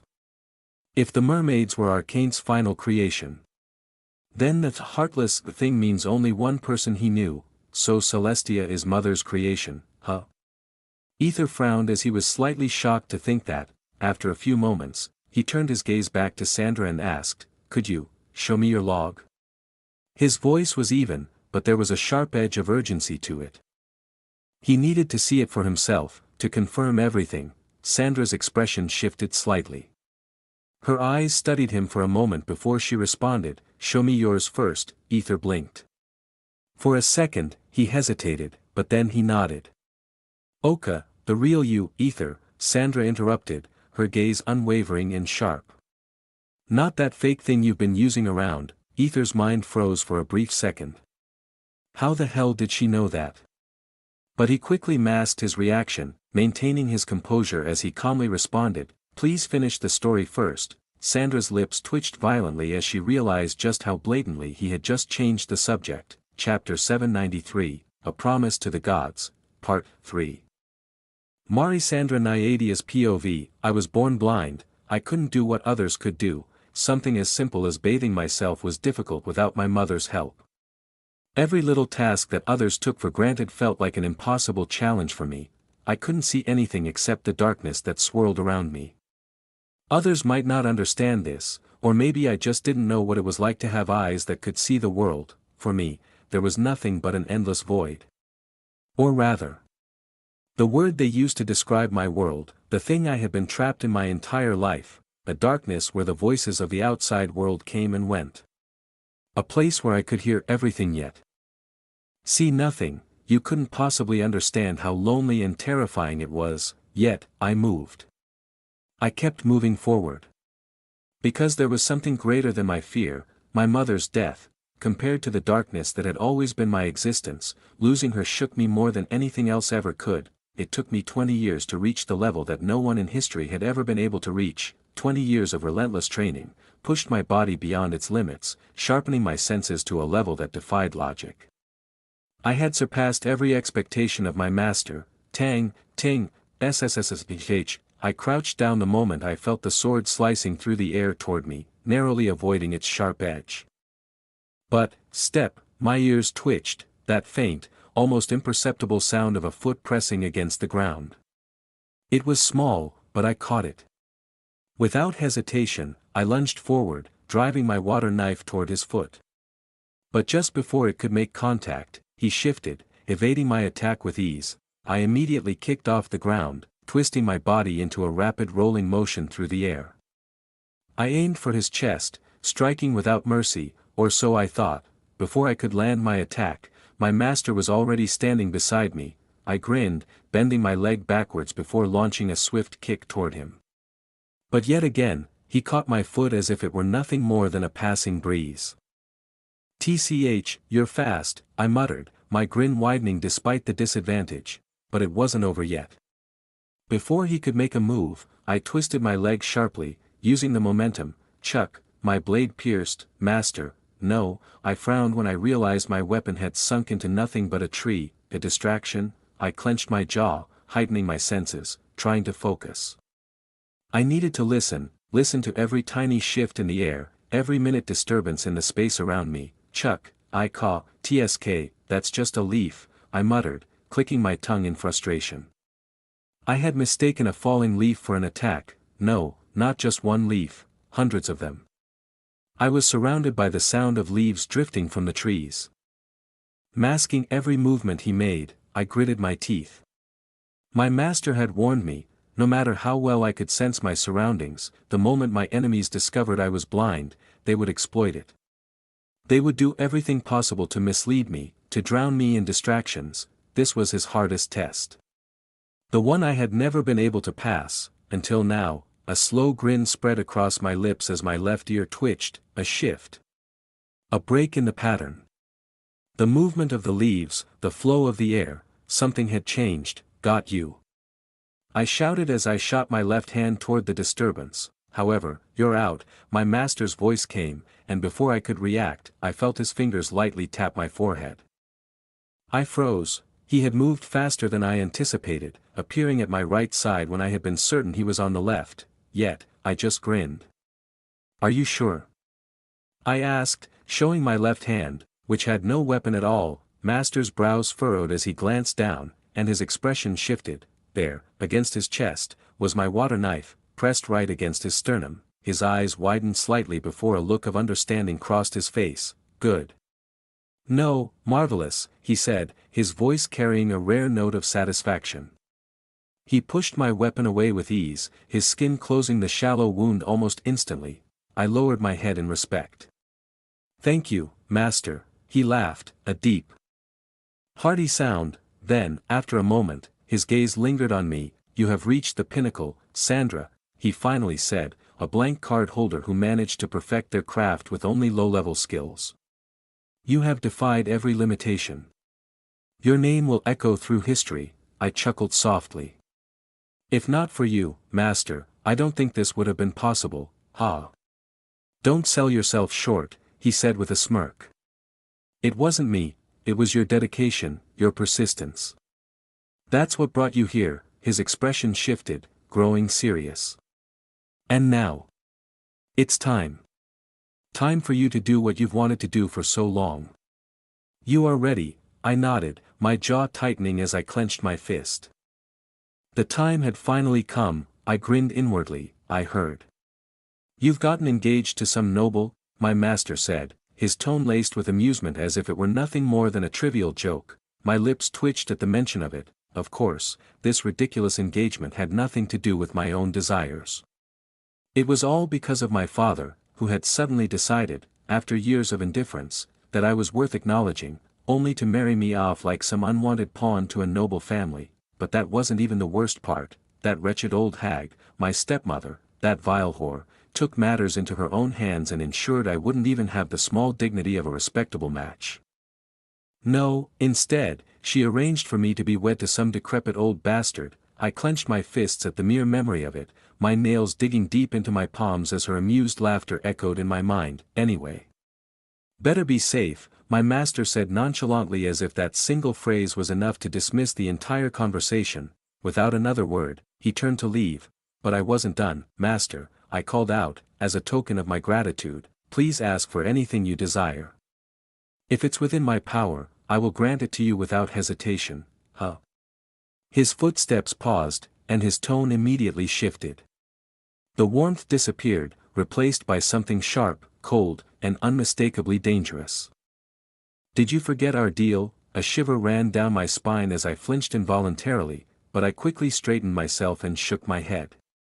Of course not, master. I remember our deal very well. For a long moment, he remained silent, and the air between us grew heavier. But then, as if satisfied, he let out a low hum before speaking again. Good.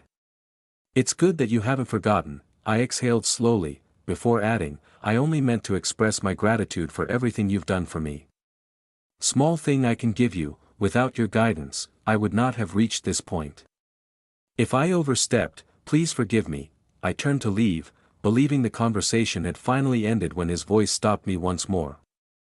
If that's the case, then give me your blood, he said casually, momentarily taken aback, but then I gave a small nod. All right, after all, it was just blood. That was the last conversation I ever had with my master. I never saw him again after that day, nor did I care to search for him. There was something far more important that occupied my every thought, revenge, and I wasn't going to settle for something as simple as killing them. No, that would be far too merciful. I wanted them to drown in their own despair. I wanted them to feel what true suffering was, especially her, that woman. That bitch who hurt my mother. I wanted to rip her soul apart, make her crumble from the inside out. And leave her screaming and broken, gasping for breath as she begged for an end that would never come. And you know what? It wasn't nearly as difficult as I expected it to be. All I had to do was destroy her family. No, not just her immediate family. That would have been too kind. Her father. Her mother. Her brothers. Her sisters.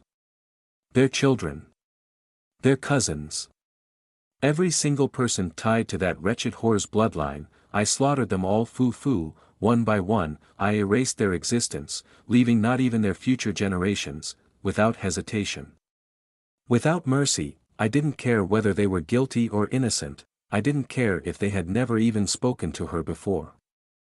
None of that mattered to me. The only thing that mattered was making her feel the same agony, the same devastation, the same hopelessness that my mother felt in her final moments. And the best part, her own daughter was the one who handed me the details I needed. Never in my wildest dreams did I expect that girl to give me everything on a silver platter simply because I asked. Damn, that girl was truly messed up in ways I hadn't even imagined. I hunted them down, one after another. Of course, this wasn't something I could accomplish in a single night. I had to be careful. I had to ensure my safety at every step and plan everything carefully before giving a final blow. It took 25 years to complete, far longer than I had initially planned, but it wasn't over, was it? Of course not. Next came my beloved father, the man who had never once acknowledged me, the man who had left me to rot like a forgotten burden. To him, I had always been a disgrace. A mistake. A curse upon the royal bloodline, all because I was blind. A disabled person in royal bloodline, so. What did I do? Ha ha ha. Ha ha ha ha ha. In the grand throne room, it's all because of you, daughter. I lost my entire family. What kind of sin is this? A woman screamed in anguish, her body trembling as she stood before the emperor, her voice laced with raw fury and unbearable loss. The emperor, seated on his throne, remained unfazed, his expression unreadable. You say that, he murmured, but do you have proof? The woman's eyes widened in disbelief as if the very suggestion was an insult.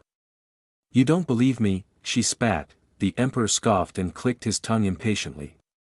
Tisk, show me proof, and I will execute her before your very eyes. Until then, you are wasting my time. His voice carried nothing but irritation, as if he had been forced to entertain the same nonsense far too many times. Tsk, maybe I should just sleep in the royal chamber tonight, he mused, shifting slightly in his seat. The woman clenched her fists, her body trembling with rage. Then, her hand ignited with powerful magic, glowing dangerously. That's it. If you refuse to act, then I will take matters into my own hands. She spun around, her aura surging as she prepared to take action against. Thud, the grand doors to the throne room burst open. Both the empress and the emperor turned their heads sharply, their brows furrowing at the sight before them. A middle-aged man, his stomach bloated and his face dripping with sweat, staggered forward. The emperor narrowed his eyes, instantly recognizing him, Sandra's so-called fiancé. But before he could utter a word, something gleamed in the dim light. A sleek, blue blade had emerged from the man's forehead. Piercing through flesh and bone with effortless precision, chuck, thud, thud, the man's body split apart, cut cleanly in half, his lifeless remains crashing to the floor. The emperor shot up from his throne, his face twisting in shock. Who dares? Before he could finish, a voice, soft yet dripping with venom, filled the air. Hello, father. A figure stepped forward, her regal purple clothes trailing behind her as she entered the blood-stained room. In her hand, she held a gleaming water knife, still dripping with fresh blood. She stepped over the corpse of her so-called fiancé, her lips curling into a slow, wicked grin. It's been a while, hasn't it? Chapter 794, A Promise to the Gods, Part 4, Marisandra Nyadia's POV. What's going on here? What the hell are we looking at? Hey, come here and look at this. I can't believe my eyes. Shoo. Be quiet, you idiot, man, what the fuck is happening right now? This has to be some kind of sick joke, right? I don't know, but it sure as hell ain't normal. Whispers rippled through the streets of the Naiade Empire as people froze in shock. Their beloved rulers, the ones they admired, worshipped, and feared, were walking through the streets, but it wasn't walking in the way they knew. No, this was something far more humiliating. Is that really? The Empress' eyes widened, hands trembled, and gasps filled the air as they took in the sight before them. The regal woman they had once idolized, the Empress, a living legend who had risen from a mere commoner to the highest seat of power, a symbol of strength and ambition, was now crawling naked on the filthy ground. A thick leather leash was wrapped tightly around her delicate neck, pulling her forward as she moved on all fours like a pathetic animal. Her once proud posture was gone, replaced by a degrading display that left nothing hidden. The woman who once stood above all, commanding respect, now had her bare body exposed for everyone to see, her hands and knees scraped against the rough stone streets. Her every move dictated by the leash yanking her forward, and, was that, the Emperor. More gasps followed. Horror spread through the crowd like wildfire as they noticed the man beside her, the Emperor, once the most feared warrior in the land, was also naked like her, but he was in an even worse state. One of his legs was missing. Gone, torn from his body, leaving behind a grotesque, bloodied stump. But that wasn't the worst part. His eyes were no longer there, empty, gaping holes stared back at the world, the sockets dark and hollow. A shiver ran down the spines of everyone watching. If this was the fate of the chosen ones, the rulers, the gods of their empire, then what did it mean for the rest of them? If even they had been reduced to this, what hope did anyone else have? Step. The eerie silence was broken by slow, deliberate footsteps. The people's eyes moved away from the broken rulers and landed on the one holding their leash, a woman. She moved with an air of absolute control, her body draped in deep purple robes now soaked in blood, staining the fabric with dark patches of crimson. Her face held no emotion, no joy, no rage, just cold indifference as she pulled them along the streets like nothing more than dogs. Hey. Who is that woman? I don't know, but she's terrifying. Of course, they didn't recognize me. My face was unknown to most. I had always stayed hidden in the shadows, away from their sight. It wasn't surprising. After all, I had been the disgrace of my family, the one they wanted to forget. Wait.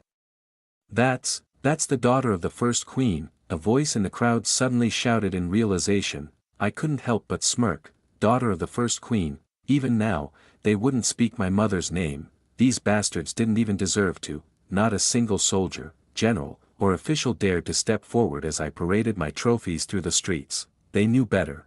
They had seen the battle. They had witnessed the fight that nearly destroyed the oceans.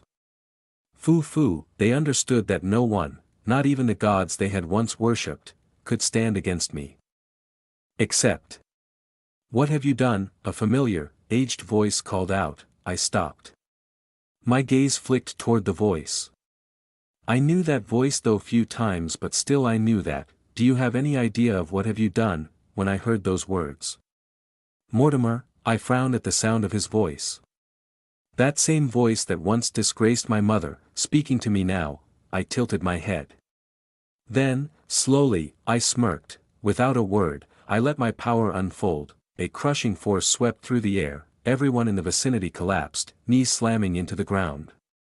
Some struggled, gasping for breath. Others simply fainted on the spot, their bodies unable to withstand the pressure. Arg. This power. How? Mortimer choked out in disbelief. I wished I could see his expression now. It must be priceless. Anyway, since I took down 2 chosen ones, they had no choice, they would bow. Whether they liked it or not. As for my 2 pathetic pets, who had already lost everything, I made sure their final moments were just as humiliating. I hung them from the palace gates like rotting decorations, their broken bodies swaying in the wind for all to see, as the last bit of life drained from them. Then, without hesitation, I tossed their corpses into the waiting mouths of the monsters without a hesitation. They had been gods once, now, they were nothing, though I could know. longer see their faces. I knew, they died in absolute despair, ha ha ha. Then, without so much as a flicker of hesitation, I turned and stepped into the throne room. Then I sat on the throne, my deep purple robes soaked in the blood of my father and stepmother, the once majestic fabric now clinging to me with the warmth of their fading lives. The rich violet hue, once a mark of royalty, was now darkened with crimson streaks. My fingers, coated in fresh blood, traced lazy patterns on the cold armrests, smearing red against the dark, intricate carvings. This feels amusing, I muttered, my voice barely above a whisper, yet it echoed in the silent chamber. The blood beneath me, soaking into the seat, was proof of my rule, a throne built upon the bones of those who thought they could control me. Beyond the grand doors, I could hear hushed whispers, and hurried steps, nobles, servants, those who had once looked down upon me now trembling in uncertainty.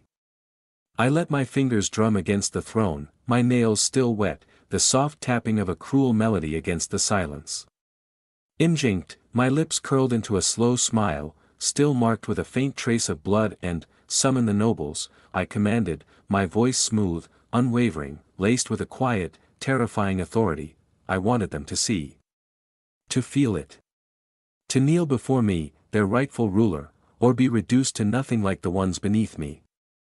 Within seconds, they all arrived, all except for one family, my mother's family, the ones who had cast her aside as though she were filth. They thought they could avoid my judgment. Fools, they suffered the same fate as that wretched bitch's bloodline. Not a single one of them was left alive, her parents, her brothers, her sisters, their children, their cousins, every single one of them was wiped from existence. Gripping the armrests of the throne, I raised my chin. I will hereby be the sole empress of this empire, I declared with my unwavering voice. Everyone gasped in shock, though a few had already predicted this outcome. Still, even with their suspicions, witnessing it unfold before their eyes was something entirely different. Even if you have royal blood, we cannot accept a blind ruler, one of the nobles stammered, his voice laced with desperation. He clung to whatever argument he could muster, hoping it would turn the tides in their favor. As if given permission to speak, the rest of the nobles quickly followed, their voices overlapping in chaos. If the ruler is blind, then the empire itself will be blind. What will the other empires think of us? We will be seen as weak. We can't afford to lose our standing in the world, killing the chosen ones. That's no different from defying the gods themselves. You have committed treason of the highest order, you should be judged and sentenced for your crimes. We know you have endured hardship, but this is something else entirely. You are not fit to sit on that throne. Before they could continue their pathetic outcry, I spoke, my tone void of emotion. Have you finished talking? The throne room instantly fell into silence. I nodded, letting a slow, knowing smile stretch across my lips. My voice was calm, yet laced with a dangerous edge. I just replaced this empire's rulers. Do you honestly believe I wouldn't do the same with the nobles? A suffocating wave of power rippled through the air, like an unseen force tightening around their throats. The very walls of the throne room trembled as the chilling energy pulsed through the space. The nobles flinched, their faces drained of color as fear took hold of them. I announced once again, echoing through the hall like an unshakable decree, I will hereby be the sole empress of this empire. With a single, effortless wave of my hand, a force erupted, sweeping through the room like an invisible storm. The nobles stumbled back, their bodies flung toward the grand doors as they were forcibly ejected from the palace. Not a single protest, not a single challenge. Even Mortimer, the one who had once dared to raise his voice, stood frozen, unable to utter a word. And just like that, the last noble was thrown out, and the palace became eerily silent, until, step, the sound of deliberate footsteps echoed through the empty hall. I frowned, my senses sharpening as I felt the presence approaching me. Casually, I leaned back on the throne, resting my chin on my palm. My lips curled into a grin, sharp and amused. What? Did you come here for revenge, Celestia? I asked, my tone dripping with mockery. I already knew the answer. Of course, she would be here, of course, she would be furious. I had used her innocence. I had twisted her trust and played her like a pawn on my board. And in the end, I had butchered her mother and father right in front of her very eyes. Anyone else in her position would be consumed with rage. Just like me. Anyone else would want vengeance.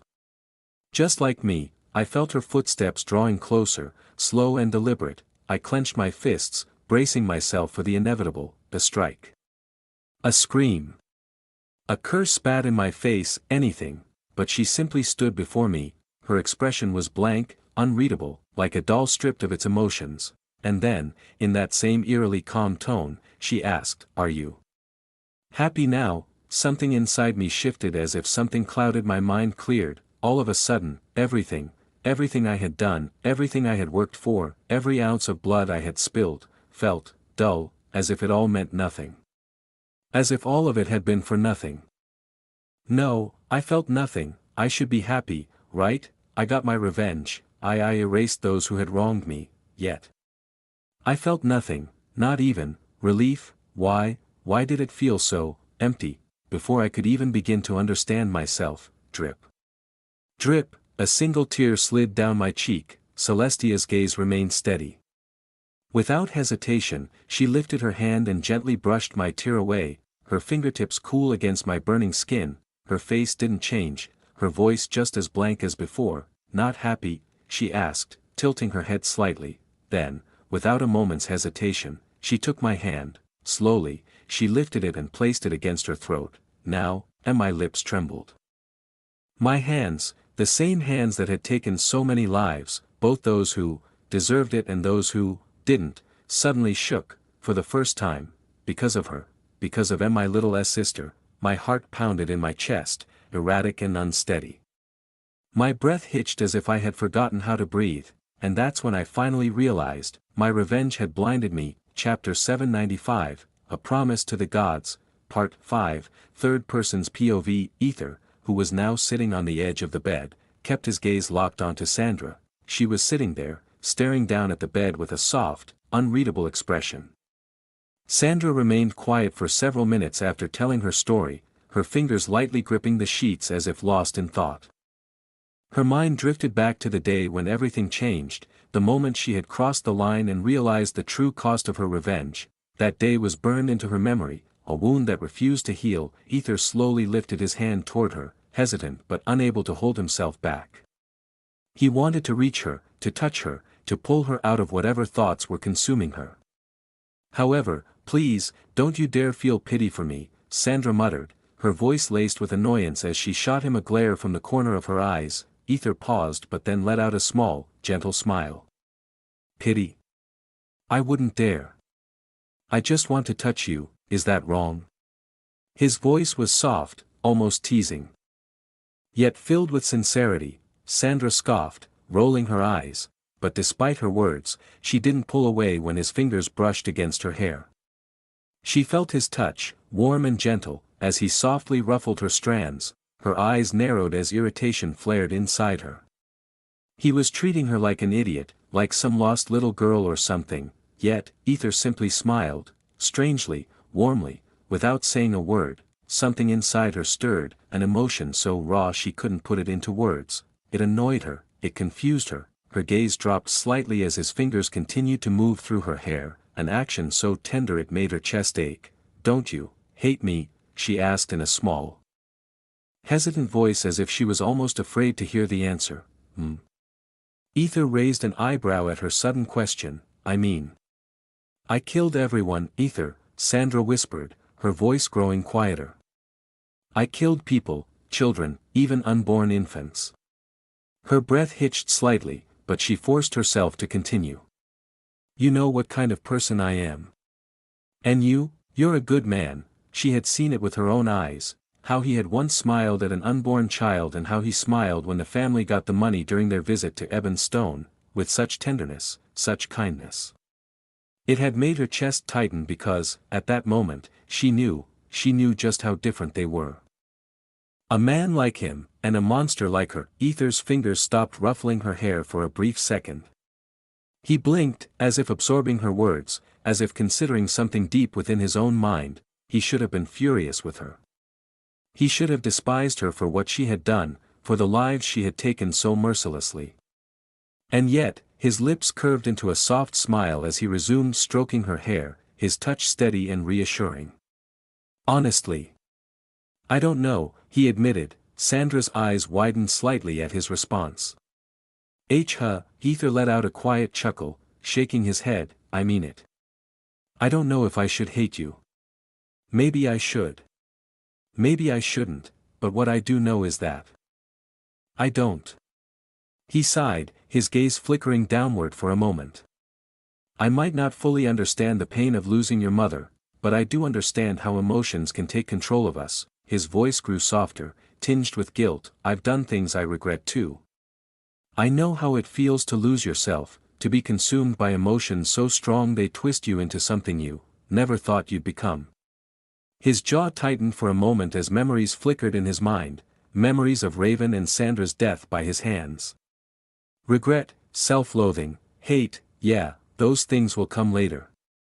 And they'll eat at you, he exhaled, nodding to himself, but in the end, it's still you. Your emotions, your actions. No one else's. I'm not your judge, Sandra. The only thing I believe is that we should accept what we've done and carry it with us. That's all. His gaze softened as he met her misty eyes. So no, I could never hate you. Sandra's lips trembled slightly.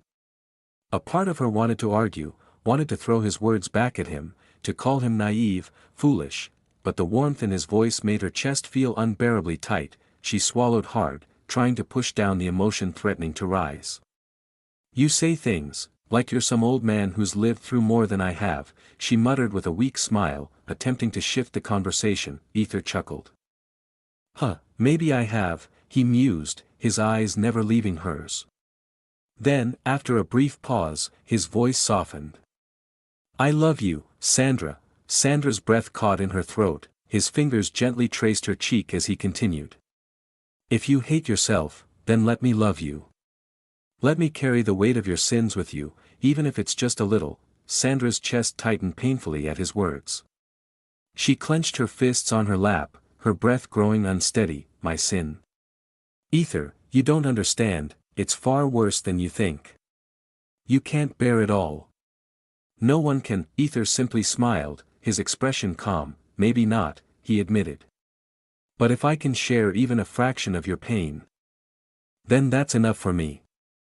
If I can lessen the weight you carry, even just a little, then what's the point of loving you if I don't try? His words struck her harder than she expected. She stared at him, at those piercing ice-blue eyes that held no hesitation, no fear, only the raw truth of his feelings. For a moment, neither of them spoke. Then, slowly, Sandra leaned forward. No, something pushed her forward, her lips trembled as she pressed them against his. Aether, too, responded, his lips moving softly against hers, as if pouring every ounce of warmth he had into that one moment. It was quiet, gentle, almost hesitant, yet filled with emotions neither of them could put into words. When they finally parted, their foreheads remained pressed together, their breaths mingling as they stared into each other's eyes. The silence between them was different now. It no longer felt heavy, it felt warm. Are you sure, Aether? Sandra asked, her voice trembling slightly as if she wasn't sure whether she even wanted to hear his answer. Aether nodded. Sandra weakly smiled but then narrowed her eyes slightly. Even though you have so many secret women in your life, you still want to bear my burden too?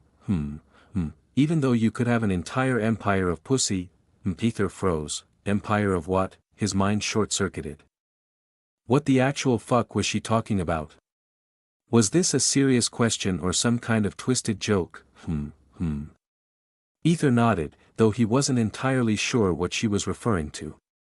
Still, he had long since learned the art of nodding when in doubt. This definitely felt like one of those moments. Sandra let out a dramatic sigh.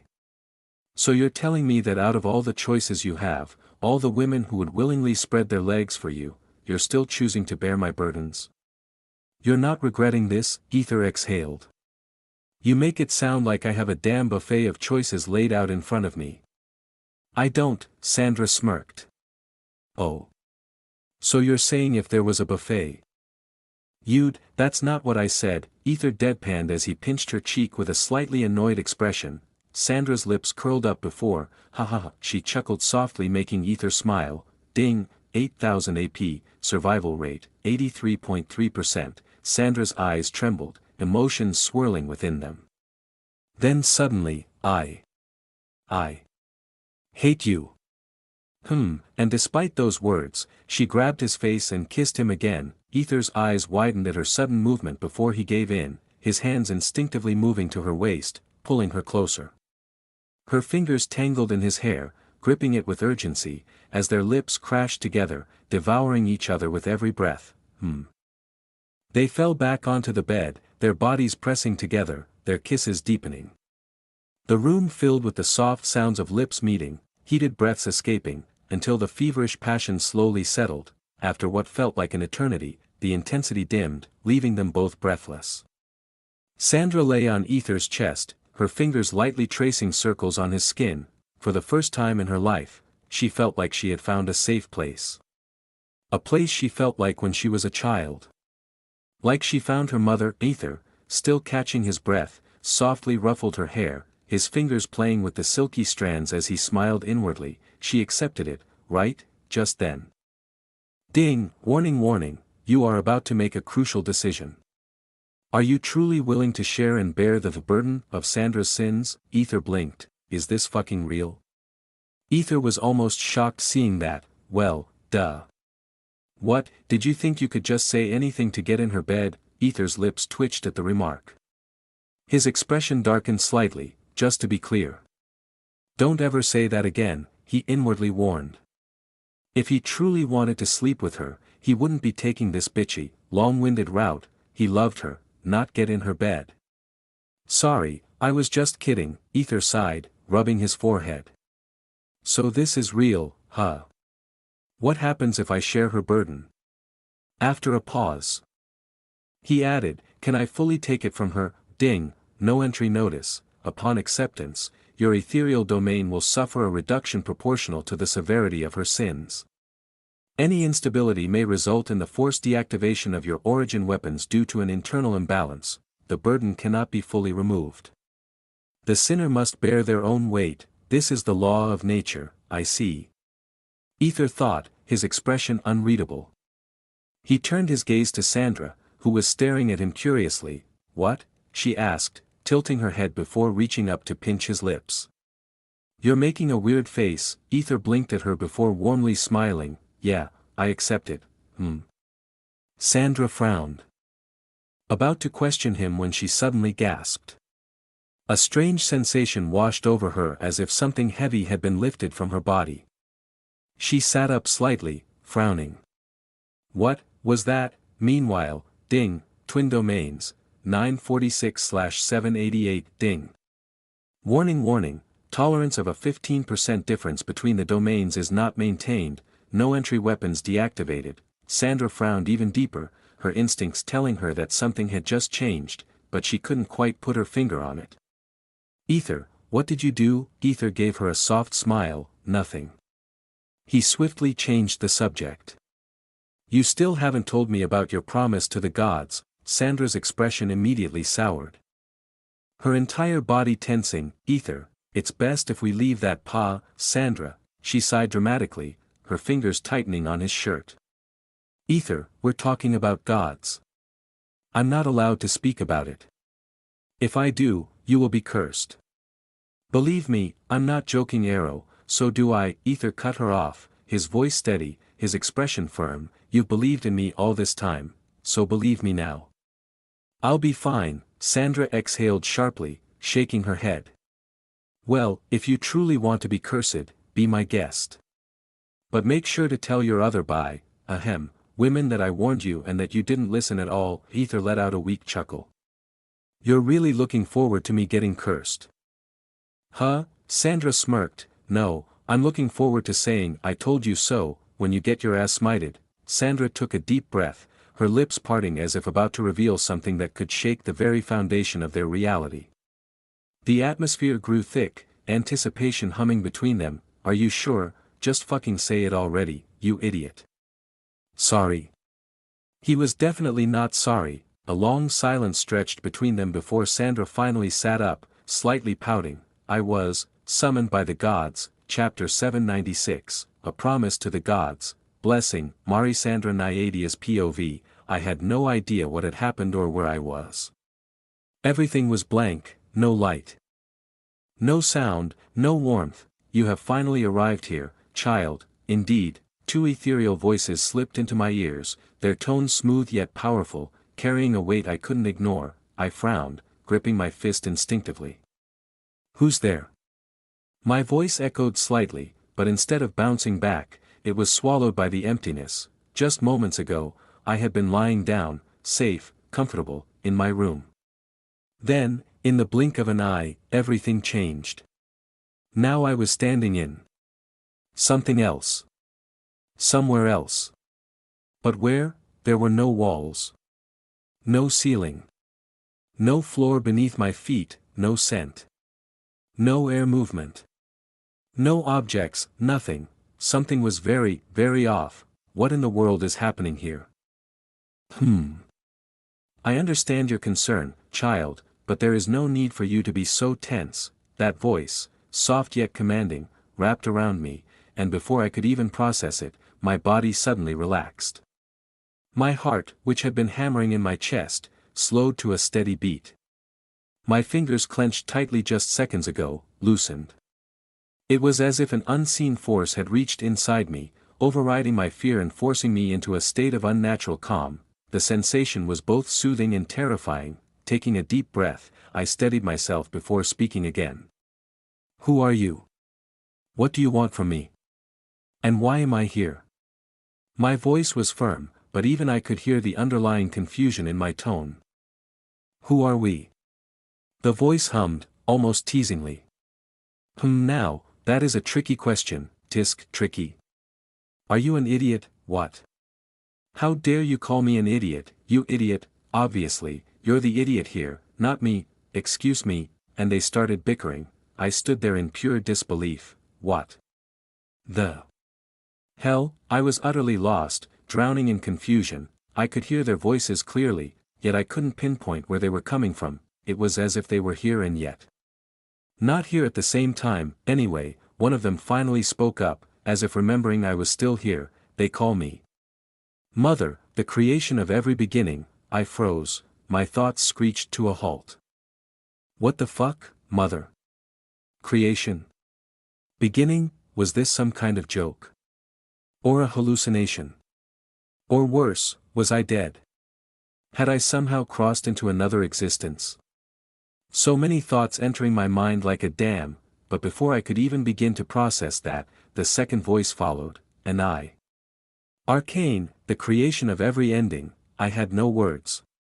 My mouth opened, then closed, then opened again, but no sound escaped.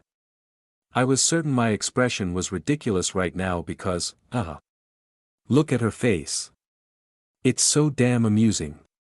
Ahaha. Arcane burst into laughter, their voice filled with unrestrained amusement. I narrowed my eyes. Great. Not only was I stuck in some bizarre void, but I was also dealing with a pair of cosmic beings who apparently found my confusion entertaining. Still, the more they spoke, the more I started to distinguish their tones. Their voices were similar, smooth, powerful, and all-encompassing, but Mother's voice carried an ancient warmth, like the breath of creation itself, while Arcane's had a sharp edge, like the finality of a closing chapter. Why am I here? I finally asked, my voice cautious as I tried to piece things together. Was this some elaborate trick? A dream? Or was this terrifying reality? It is real, child. Mother's voice was gentle, yet it left no room for doubt. I flinched in shock. No one is playing games here. Child. We summoned you, Arcane added. I inhaled deeply, willing myself to think. I wasn't sure why. But something inside me believed them. Or maybe they were making me believe them. Either way, I could feel it in my very bones. This was real. Why? My voice was steadier now. Why summon me? Why, you ask? Arcane mused, their earlier amusement fading into something far more serious. Mother's voice followed, just as firm. Because, child, You have defied your fate, Arcane added, you, who were born with a blank card, a symbol of nothingness. You have proven to the worlds that even nothing can become something. Mother's words carried a weight I could feel pressing down on me. And because you have broken free from the natural order, we have come here to offer you a gift. A pause, a wish, I froze. Wish, my breath hitched. My fingers trembled slightly. Wishes were only granted to those who had ascended to the top, to the ones who had claimed the title of sovereign, standing at the absolute peak of existence, not to someone like me. Not to someone with a blank card. That is exactly why, child. Arcane's voice softened, carrying a strange warmth. You were given nothing. And yet, what you have done has shaken everything. Their words held such depth, such undeniable truth, that my heart pounded. I didn't know why this was happening. Why they had chosen me, but it was real, fucking real. I sucked in a sharp breath, steadying myself as emotions surged through me. This was beyond anything I had ever imagined. It was impossible, and why yet, it was happening, a miracle. A chance. Hope. My hands trembled slightly, my chest tightening with overwhelming anticipation. My heartbeat thundered in my ears, my breath turned uneven, and before I could stop myself, the words spilt from my lips. I want my mom back. A deep, crushing silence swallowed the space around me, making my pulse quicken with unease. The weight of their silence was suffocating. The moment stretched endlessly, stretching my patience thin. Then, after what felt like an eternity, are you sure about that? Mother's voice was calm, but beneath it, there was something else. Something unreadable. Your mother. She killed you, didn't she? And yet, you still want her back. The question should have shaken me. It should have made me hesitate. But instead, I smiled, a weak, yet unshaken smile. She didn't kill me. My voice was soft but firm. She protected me. She gave me life. And no matter what, she is my mom. I staggered slightly, my body trembling, but my heart held firm. Mortals, Mother muttered, a slight frown lacing her tone. I will never understand you, ha. Look who's talking, Arcane remarked with a cryptic tone before turning her attention to me. Bringing back the dead isn't as simple as you think it is. Even we, despite our power, do not hold full authority over life and death. The law of nature governs such matters, and even if we wish to intervene, there are limitations and unbreakable restrictions that not even we can defy. Hearing that, my face turned pale. The hope that had ignited in my heart just moments ago was suddenly crushed, shattered into nothingness. But then, just as despair threatened to consume me, Mother's voice resonated through the void. However, there is one way to achieve what you seek. My eyes widened instantly, flickering with a fragile yet desperate hope. My breath caught in my throat. Arcane followed up with a solemn tone, a life for a life. I didn't need them to explain further. The meaning of those words struck me like a blade to the chest. My teeth sank into my lower lip, hard enough that I could taste the faint metallic tang of blood. My body trembled as a whirlwind of emotions surged through me: pain, happiness, longing, guilt, and, above all, determination. I had brought nothing but terror and suffering to the world. My hands were stained with blood, and my existence had been nothing short of a nightmare for others. I had done unspeakable things, things that could never be erased or forgiven. If this was the price, then so be it. Even if I wouldn't be there to witness my mother's return, if she could breathe again, if she could laugh and exist in this world once more, then I could finally repay the debt I owed her. A deep, shuddering breath left my lips before I whispered, "Fine. Take mine." Lifting my trembling hand, I offered myself without hesitation, my fingers slightly curled, as if bracing for the inevitable. A heavy silence followed. Though I couldn't see them, I could feel something shifting in the space around me, an unspoken conversation, a silent exchange of thoughts passing between them. It was as if they were whispering secrets just beyond my reach, deliberating something important. Then, after what felt like an eternity, Arcane's voice rang out, loud and absolute, echoing with ethereal authority. I, Arcane, the creation of every ending, shall grant the wish of Marisandra Naiadia, the woman who bears the blood of a mermaid. The atmosphere around me trembled. The power in her words seeped into my very being, sending a cold yet oddly calming sensation through my body. It was as if her voice alone had weight, vibrating through my very soul, coming from everywhere and nowhere all at once, and then, ba-dump, a heartbeat, no. Not mine, something warm, something gentle, something unfamiliar yet strangely comforting pulsed inside me. My breath hitched as a foreign sensation spread through my body. My hand instinctively pressed against my stomach, where I felt an odd fullness, a warmth, unlike anything I had ever known. My eyes widened as realization began to dawn on me, my lips trembled as I hesitantly whispered, Mom. Mother's voice remained calm, steady, almost soothing. We cannot bring back the dead. But we can grant them new life. My fingers clenched slightly against my abdomen, gripping the fabric of my clothes. So. It's not really my mother. My voice wavered with uncertainty, with fear. Mother's tone remained gentle, yet firm. She is your mother, in soul and flesh. Her essence, her being, everything that makes her who she is, that remains unchanged. However, we cannot restore her to the way she once was.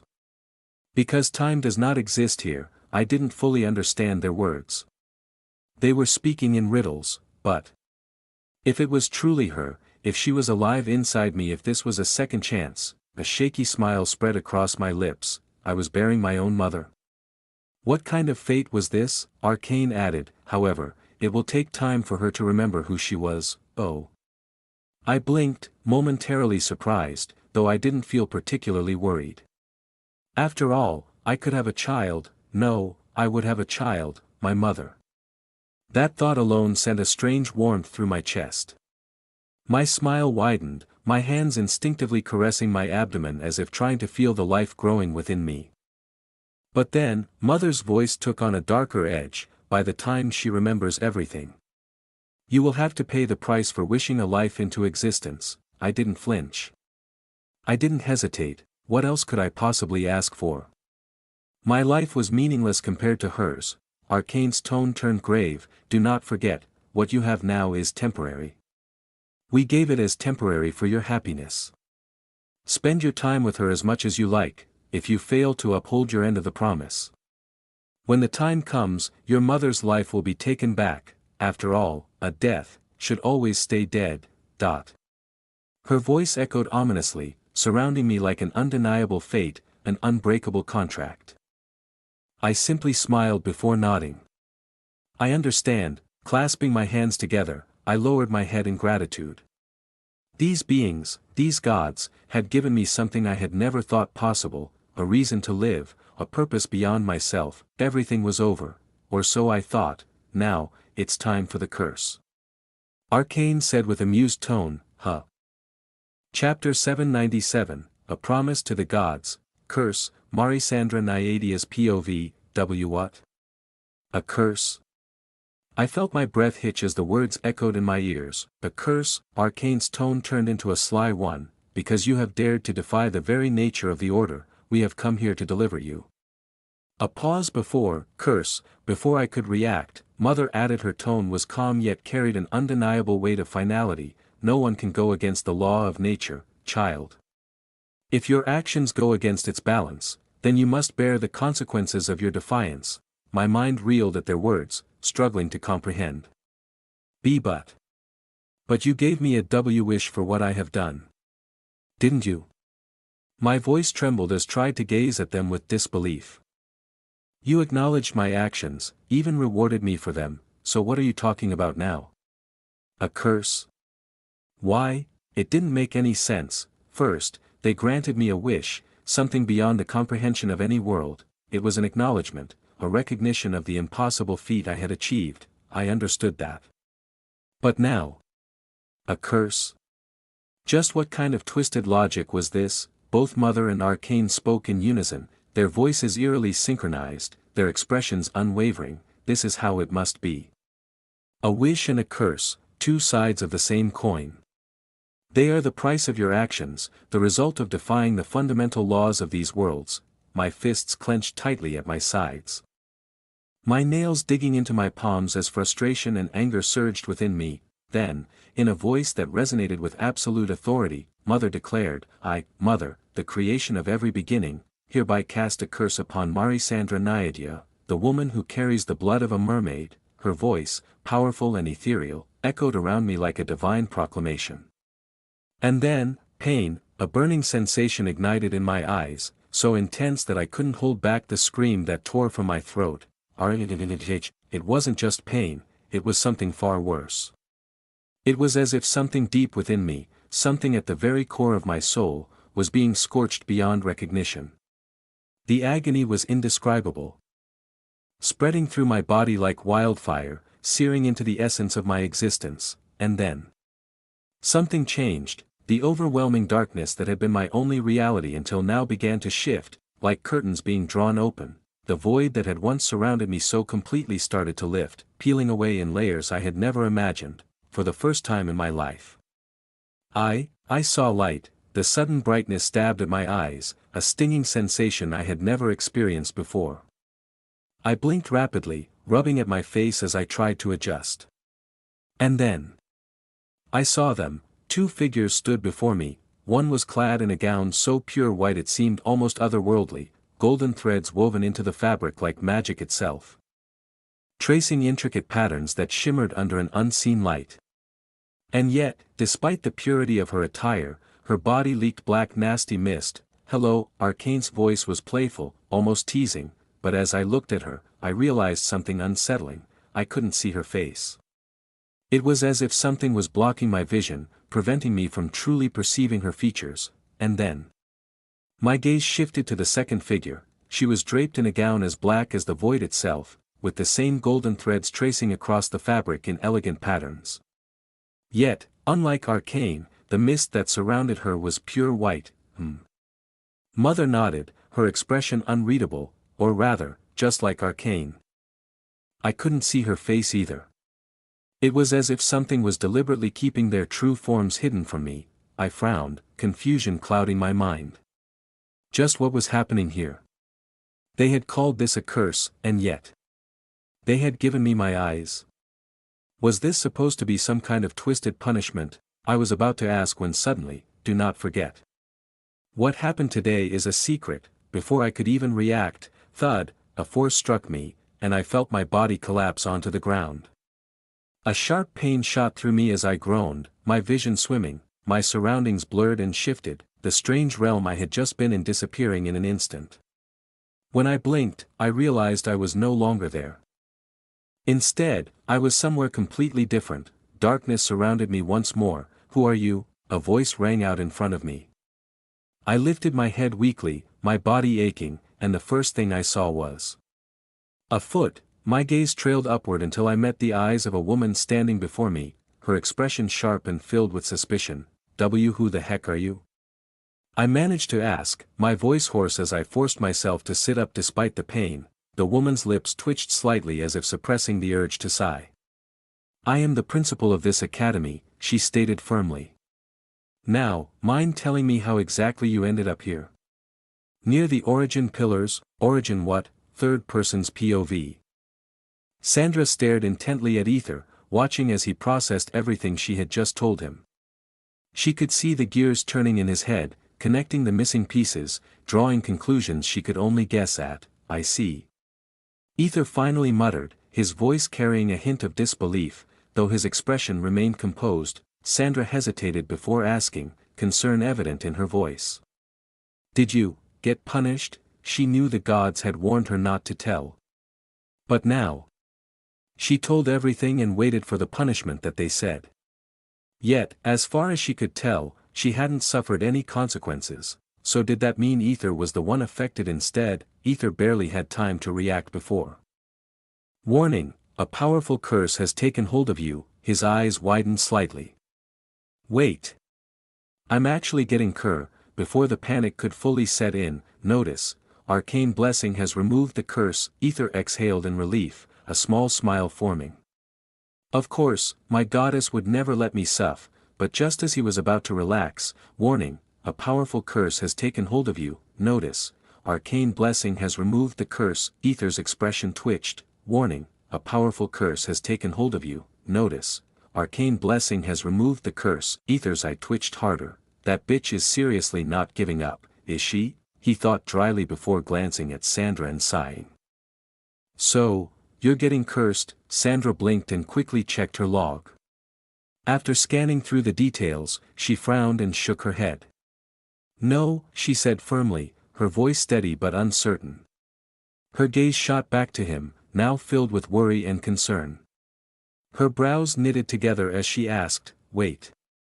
Don't tell me you're the one getting punished. Her voice sharpened as she took a step closer, hands on his chest, her eyes scrutinizing his every move. This is exactly why I told you not to mess with things beyond your understanding. Meanwhile, why not her? He wondered, feeling an unreasonable sense of injustice.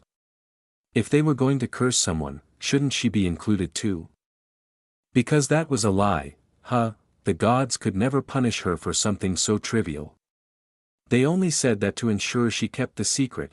Warning, a powerful curse has taken hold of you. Notice, arcane blessing has removed the curse. Aether's eyebrow twitched violently. Then why the fuck am I the only one getting cursed by that crazy bitch? Well, you know how it is.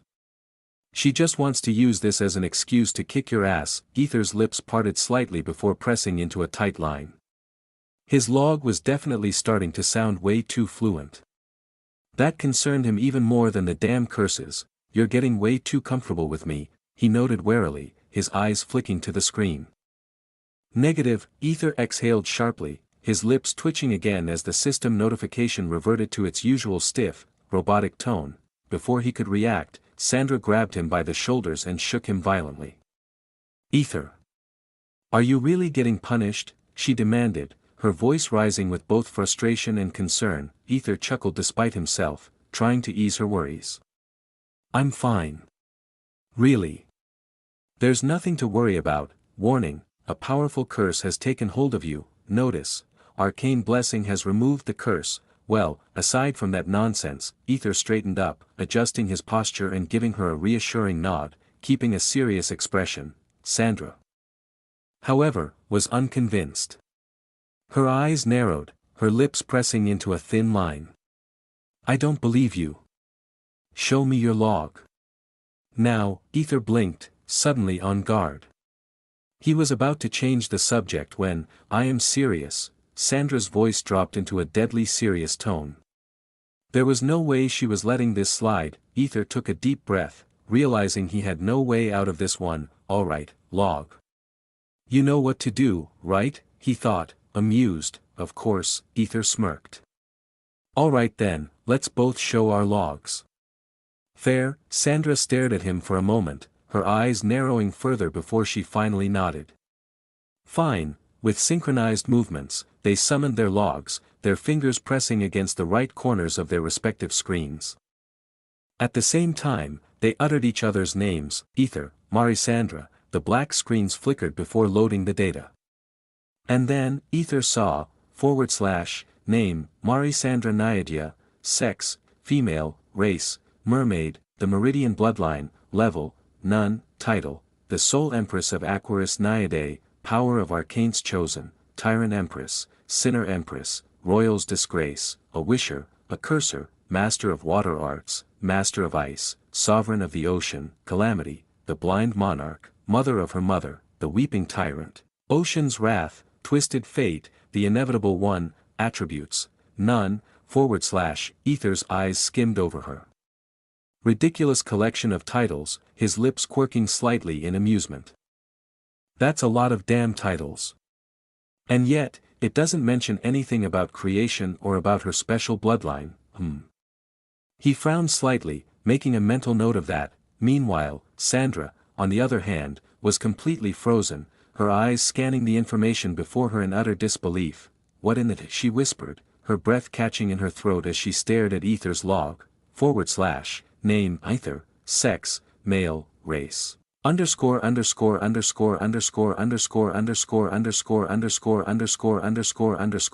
unique Aether bloodline crimson elixir of the null, mutated, level, 90, title, the progenitor of unknown species,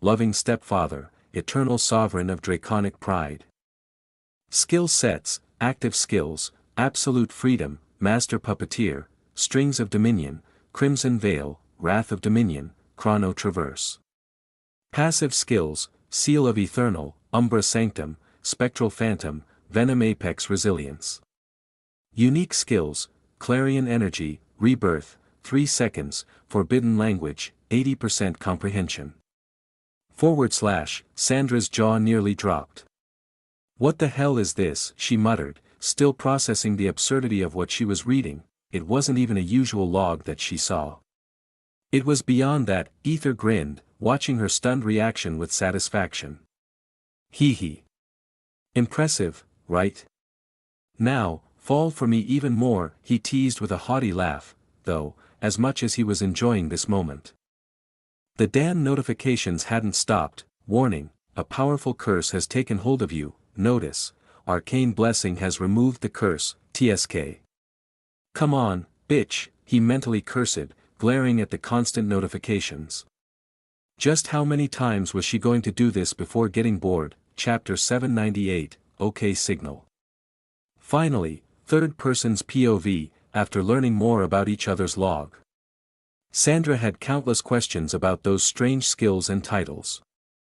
But Aether didn't give any detailed explanations. Instead, he shifted the conversation to something else, something that had been bothering him more than anything. He asked about the remaining part of the curse, the part that, strangely, felt like a blessing.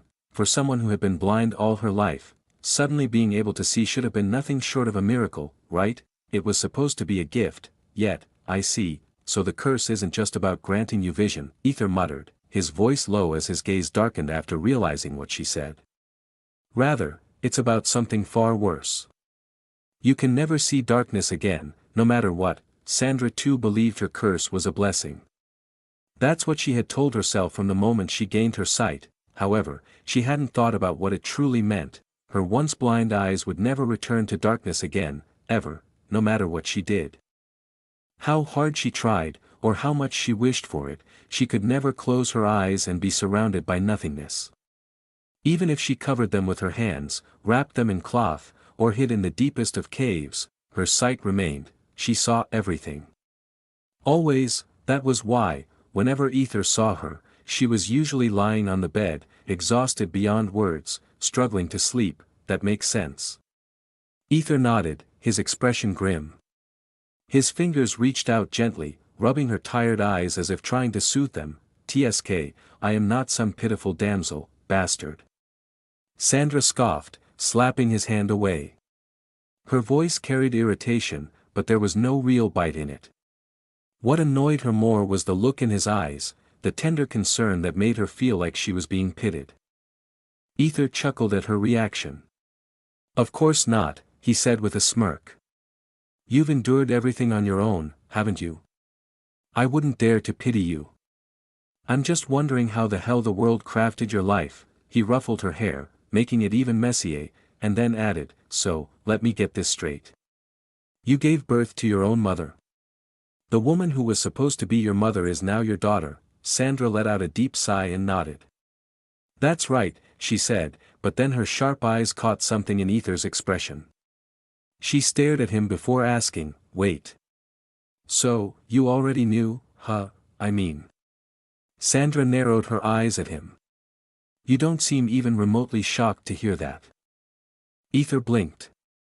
Then, as if realizing his mistake, he muttered under his breath, oh. Fuck. He cursed himself for not keeping up the act but quickly shrugged. Well. I did hear a few things from her. Sandra stared at him blankly for a moment before letting out a short, humorless chuckle. Honestly, I started noticing her behavior a while ago. The way she moved, the way she spoke. It reminded me of my mother. And sometimes, she even called me daughter by accident. That's when I realized. The time has come, she exhaled sharply before looking straight at him. Now you understand why I'm doing this, don't you? I don't have a choice, Aether. Aether clenched his jaw. He understood, of course. He did. But still, you could have told me, he said after a pause. His voice was firm yet laced with something close to frustration. Before it all started, before things reached this point, you could have just told me everything. I could have, and what would you have done? Sandra cut him off, her tone sharp and laced with skepticism. Tell me, Aether. What could you have done? This is inevitable, a life for a life, the gods will do whatever it takes to claim that balance. It was either her or me. And I won't let her die. Her voice trembled slightly as she gritted her teeth, determination burning in her eyes. Aether clenched his fists. He understood her reasoning, yet. He bit his lower lip before nodding slowly. I see. He murmured. But even as he said it, there was still a question lingering at the back of his mind. A question he couldn't stop himself from asking, why? He met her gaze, his expression unreadable. Why do you love her that much? She tried to kill you, didn't she? So why? Why go this far to save someone who almost took your life? Sandra let out a weak chuckle, but there was no amusement in it. Just pain, because I'm defective, Aether, she whispered. Her words hit him like a dagger straight to the chest. Do you know what happens to defective products among royals? She continued, her voice bitter. They discard them. They throw away anything that isn't useful. I was supposed to be killed the moment they realized I wasn't what they wanted. She pointed at herself, her expression twisting in pain. It was my mother. The woman who should have abandoned me, who should have let me die, who should have chosen power over me. But she didn't. She begged for my life. She clung to the hope that I could create some kind of miracle to save us both. Sure, she was power-hungry. But that didn't blind her. If she had wanted to, she could have just killed me and had another child. It would have been easy, right? Instead, she chose to suffer for a defective product like me. She sacrificed everything. Just so I could live. Just so I could have a chance to grow up happy. Just so she could protect me from everything. Sandra took a shaky breath. Yes, she tried to kill me. I won't deny that. I'll never forget it either. But it wasn't her fault, it wasn't her who truly tried to end me. It was those bastards who pushed her to the edge. Those who forced her into a corner until she had no other choice. Her voice trembled with anger and sorrow, and even if she hadn't tried to kill me, I know that bitch would never have let me live. The only reason I survived was because of my mother's death. She spat furiously, her hands trembling in her lap. No one could understand what she felt. Everyone pointed their fingers at her mother, blaming her, and cursing her. But Sandra knew the truth. Her mother had sacrificed more than anyone could ever comprehend. And if she had to do the same for her now, then so be it. I see. Aether murmured. So you believe this is the only way to save her? Yes. Aether frowned, his eyes locked onto her determined face. He understood her resolve, but deep inside, he couldn't help but think, is there really no other way? He didn't voice that thought, though.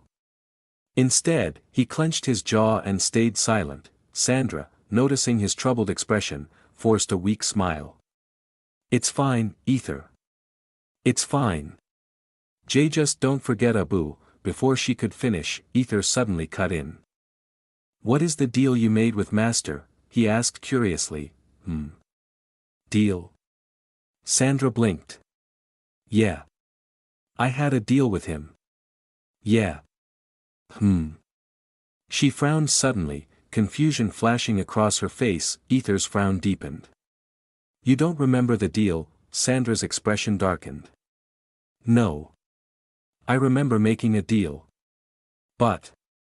Her breath hitched, her eyes widening in realization. No, She paused for a long moment before her body tensed, then, in a sudden breath, she whispered, my memories were erased. Huh?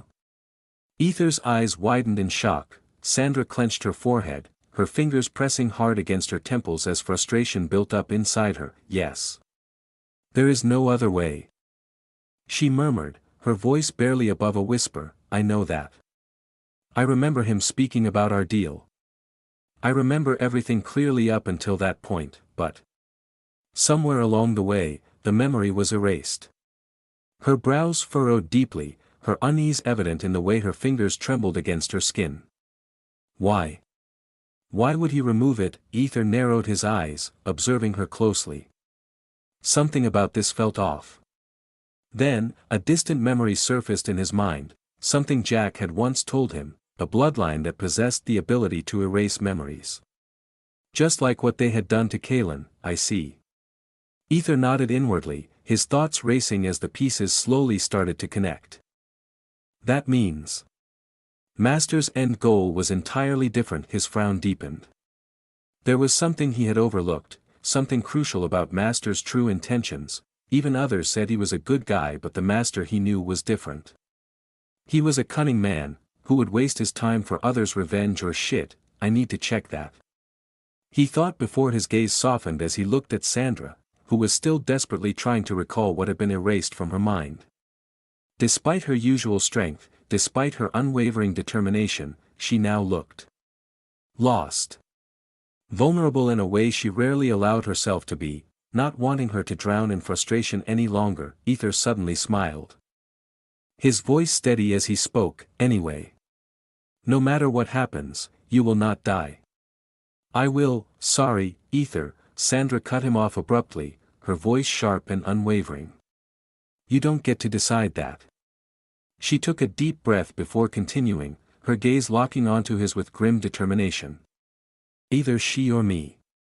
And I believe it has to be me. Her words were like a dagger to his heart. She is already in Master's hands.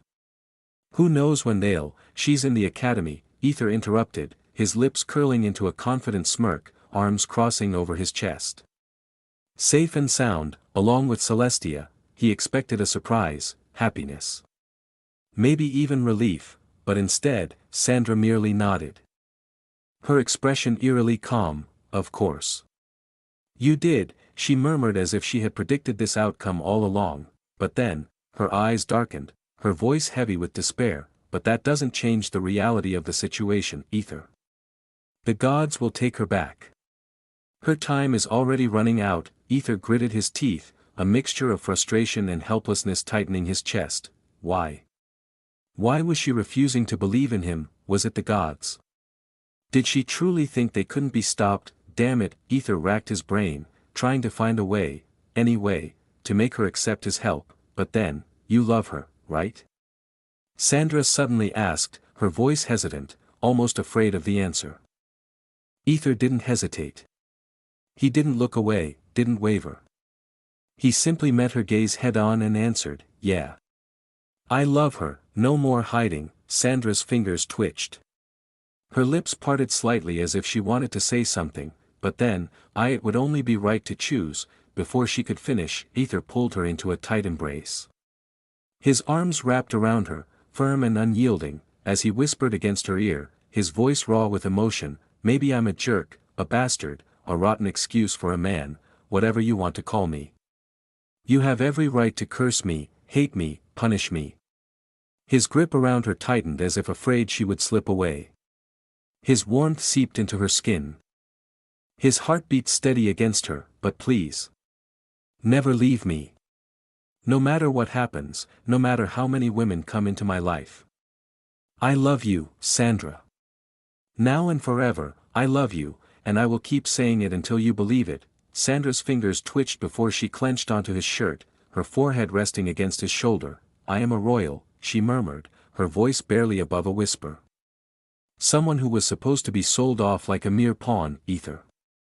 Having multiple women isn't the problem, oh. Really?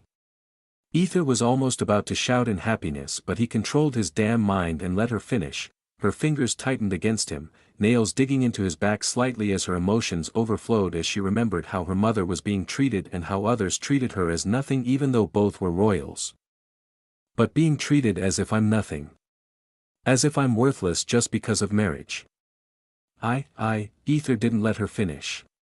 He pulled back slightly, just enough to cup her face and meet her eyes. If there ever comes a day when I forget you, I'll give you every right to take my life." Her breath hitched, Sandra's eyes widened in shock before they turned misty with unshed tears. A shaky chuckle escaped her lips, her voice trembling with emotions she couldn't contain. "Be but for that. I need to be alive, right?" Aether bit his lip, his jaw tightening as he trembled. "It'll be fine, Sandra," he murmured, brushing a strand of hair away from her face. "Nothing is inevitable, then." He leaned in and pressed a lingering kiss to her forehead, his lips warm against her skin. Sandra hummed softly, her eyes closing for a brief moment as she soaked in his warmth. It wasn't that she doubted him. It wasn't that she thought he was weak, especially after seeing that shitty skills and titles that she never heard of, but some things were simply impossible. Going against the gods was impossible. Even though she created an impossible possible, she refused to accept this one, yet Aether refused to believe that. Refused to accept it. What was she supposed to do? Just sit back and wait for him to perform a miracle? Her mother's life was already slipping away. Even now, she could feel the looming presence of death creeping closer, suffocating her. As her thoughts spiraled into deeper turmoil, Aether suddenly spoke again, his voice hesitant, almost nervous. "You said it's not wrong to have many women, right?" Sandra's lips twitched. "Here it comes," she thought bitterly before fixing him with a slightly annoyed glare. "What? It's not like I accept it or anything," she huffed, crossing her arms over her chest. "Let me be clear, I'll always be first. Second is my mother. As for that, we need to talk about it." And then, her expression darkened instantly. "Lastly, that fucking dragon woman." She still clearly held a grudge against that woman. Aether, who had been holding his breath, finally exhaled in relief. A triumphant grin formed on his lips. He had just received the OK signal. A smirk tugged at his lips. Of course, Sandra had been raised in a royal family. Unlike commoners, she wasn't completely opposed to the idea of multiple wives or concubines. It was a norm in noble circles. She had accepted it, though begrudgingly. "But, can I add a few more names to that list?" he asked shamelessly. Sandra blinked. "Huh? A few more? What do you mean?" "Arya Zephyr." Sandra blinked. Helena Sunfire." Her left eye twitched.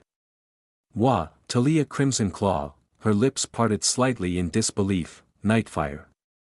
Then, as he continued to list her, silence, a cold, suffocating silence. Sandra's face drained of all color, going pale as a sheet.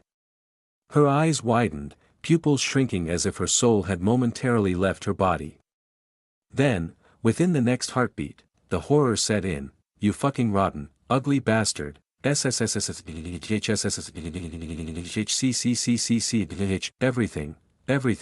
froze. The floor, the walls, the ceiling, the furniture. Even the air itself felt suspended in ice, a chilling frost spreading outward. The entire room had transformed into a frozen wasteland in mere seconds, glistening with razor-sharp icicles and thick layers of frost. Chapter 799, Hope for the Best. Crunch. Crunch. The dining hall was filled with the soft sounds of people eating and the occasional clinking of utensils against plates. Everyone was eating in a polite, composed manner, except for one person, Marisandra Naiadia. She sat there, crunching down on her food with an annoyed and furious expression, her jaw working aggressively as her eyes remained locked onto Aether. He was sitting right beside her, eating his meal as if he didn't have a single care in the world. His relaxed demeanor only fueled her irritation further. Just how many fucking women he was fucking around. She gritted just remembering the list. "Can you bite down quietly? You act like a damn barbarian." Raven, who sat directly across from her, finally spoke up, her expression filled with mild annoyance as she observed Sandra's exaggerated chewing. Sandra's lips twitched at the comment, and instead of backing down, she, crunch. Crunch. Crunch, she deliberately bit down even louder, making exaggerated chewing sounds just to irritate Raven even more. Raven's lips twitched violently, her hand tightening around her spoon, just about to put an end to this nonsense when, "Wait. Calm down." Talia quickly interjected, "You cannot fight while eating." She sent Raven a warning glance before turning her gaze to Sandra. Do you think you're getting this food easily? There are people out there struggling just to have a single meal, and here you are, disrespecting the food my mother worked so hard to prepare for us. Her eyes softened slightly as she gave Sandra a pointed yet gentle look. Hearing that, both Raven and Sandra huffed under their breath before continuing to eat, but this time, silently. Aether, who had been watching the entire scene unfold, glanced at Talia with a slightly surprised expression, as if he couldn't believe she had actually managed to shut them up. Did she really just silence them like that? Aether thought, glancing at her again. Talia, as if sensing his gaze, smirked at him before giving him a playful wink. Aether chuckled inwardly before resuming his meal, eating in his usual calm manner. Just then, a voice suddenly echoed in his mind, "She is your target, right?" Aether flinched slightly at the unexpected telepathic message before glancing at Raven, who was eating as if she hadn't just spoken to him telepathically. He then shifted his gaze toward Sandra, who was also eating but had a mild look of annoyance on her face. Yes, Aether replied after a brief pause. Raven didn't respond, simply continued eating as if nothing had happened. Aether followed suit, maintaining his composure. Soon, everyone had finished their meals. Despite having finished eating, no one left the dining table. It was clear they were about to discuss something important. Then, breaking the silence, Sandra pushed back her chair slightly and got up. "Well then, I will be going," she announced with a small smile before turning to Emberlyn. "Thank you for the meal. It was delicious." Emberlyn simply returned the smile, nodding in acknowledgement. "But then, going? Where?" Aether's voice cut through the air, his expression hardening as he stared at her. Sandra let out a quiet sigh as she turned to face him. "Aether, we already talked about this. Please, don't make me force the issue," she said, her tone carrying a hint of warning. Aether chuckled lightly, but then, without another word, he reached for his mask, putting it on.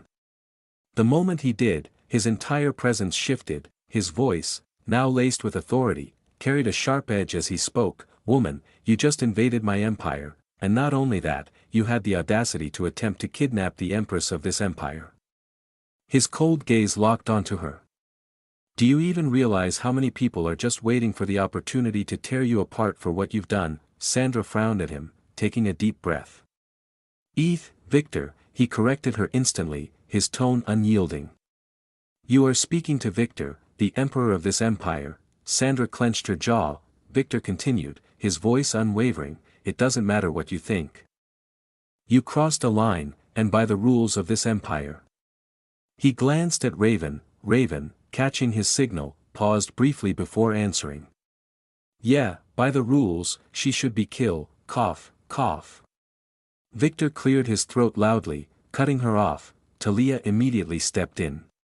"By the laws of this empire, you shall be placed in prison until further orders." Victor nodded approvingly. Raven, however, pouted in frustration, her cheeks puffing slightly. She had given the correct answer according to the laws she had been studying, so why was she wrong? She pouted again, even more exaggerated this time. Victor chuckled inwardly at her reaction. "Are you serious?" Sandra asked after a long pause. Her expression unreadable. Victor simply nodded. "I am dead serious. But since you are the empress, I will be generous enough to let you stay in a comfortable room instead of a prison." "Put her in that ice room," Raven added with a slightly irritated look, recalling how her husband's room had turned into an ice-covered disaster. "It was going to take ages to melt everything without breaking anything." Sandra coughed slightly, her cheeks tinged with embarrassment. She hadn't meant for that to happen. It just did. Anyway, she looked back at Victor, her expression growing more serious. "You're not understanding the gravity of this situation." "You believed me," Victor suddenly interrupted, his voice dropping into something quieter, more intense. Victor slowly removed his mask, letting his disguise fall away, revealing his real face as he looked directly into her eyes. "If you truly wanted to end everything," Aether continued, his tone steady, "you could have exposed me right then and there. Told them who I really was, and it would have been over. But you didn't." He took a lean closer. "Even when I told you Aquilina was safe, you weren't shocked, because deep down, you already knew. You believe in me, Sandra. He leaned in slightly, his voice soft yet unwavering. Somewhere in your heart, you believe that I can make the impossible happen. That's why I am asking, no. I am begging you to believe in me one more time. I will save you, and I will save her. Just give me a chance. Silence filled the dining hall. Sandra stared at him, an unknown emotion flickering in her eyes. She could see the determination on his face, the raw conviction in his voice, but this wasn't just some small problem. They were dealing with gods, mortals weren't supposed to challenge them. Then, breaking the silence, I believe him, Raven suddenly spoke, her voice firm. Sandra turned to look at her, not because he is my husband, Raven continued, her eyes steady, not because he is my emperor. She took a breath before finishing, I believe in him, because I love him. An invisible arrow pierced Sandra's heart the moment Raven said the words, my husband, and my emperor. Aether smiled softly, warmth flickering in his gaze. But then, and also, he's a weirdo, Talia added bluntly, her face scrunched in mild confusion. Aether's lips twitched as everyone turned to look at Talia. What? I'm telling the truth. He's a crazy, depraved weirdo with weird-ass abilities, you know. Talia huffed, crossing her arms, her busty boobs slightly bouncing with the movement. The moment those words left her mouth, a strange silence settled over the room. Then, slowly, nod, one by one, everyone subtly nodded in agreement. Even Aether, after a brief pause, found himself nodding along as if he, too, had to admit the truth. Well. Shit. She's not wrong, he admitted to himself, scratching the back of his head. Talia clicked her tongue and flipped her hair over her shoulder before her expression turned serious. Anyway, what I'm saying is, give him a chance, he might be different, she said firmly, locking eyes with Sandra, who had remained unusually quiet. Sandra's sharp gaze flickered with uncertainty. She lowered her head slightly, biting her lip. The room fell into silence, everyone waiting with bated breath. A full minute passed, the tension thick, until, then. I will give him a chance. Her voice was quiet and hesitant. But it was enough. The moment she uttered those words, Raven's lips curled into a satisfied grin. She gave a small nod, her eyes twinkling with amusement. However, Sandra quickly steeled her expression again, her voice growing sharper. But I cannot stay here. I need to see my daughter. Raven was already prepared to reject the idea, her lips parting to speak. That's not possible, Aether interjected, his voice calm but absolute. Sandra started to protest, but before she could even fully voice her frustration, Aether simply raised his hand, cutting her off with a silent command to stop. I have my ways, he said, his tone unwavering and filled with quiet confidence. You will see your daughter. I promise you that. Sandra clenched her fists, her nails slightly digging into her palms as she struggled with the internal war raging in her heart. If she really wanted to, she could use force. She wasn't weak. She could push past them, break her way out, but something about him made her hesitate, something about him, about the strange and terrifying abilities he had shown, his absurdly powerful titles, something made her believe in him despite her better judgment, especially considering he had the power to rewind time itself. She felt he could do it, and yet, they were up against gods. Could he really do it? Could he truly keep his word? What if she loses her mother again? What if her time was already over? What if she loses everything? So many questions. Her heart wavered, stuck in a deep, uncertain 50-50 split. Seeing her hesitation, Aether gave a slow nod. Good. I will promise nothing will happen to her. Then you'll be staying here for the time being, he declared before turning his gaze to Raven. Make sure no one enters our empire. Even if they act innocent, no one is allowed inside. Not a single soul. Raven immediately straightened her posture, puffing out her chest with pride as she nodded. Then, she turned her attention toward Sandra, eyeing her with a smug, slightly irritated expression. This bitch. Sandra gritted her teeth inwardly. The way Raven looked at her, so smug, so fucking pleased with herself, ignited a burning rage inside her. She was going to deal with this damn woman later, just as Aether was about to leave. Cough. Cough. Everyone turned toward Talia, who suddenly coughed, her cheeks burning a soft shade of red as she awkwardly rubbed her arms, shifting uncomfortably. The group collectively frowned, confused by her sudden behavior. Talia, avoiding eye contact, slowly tilted her head back and started looking up at the ceiling as if something fascinating had appeared there. What the hell is she looking at?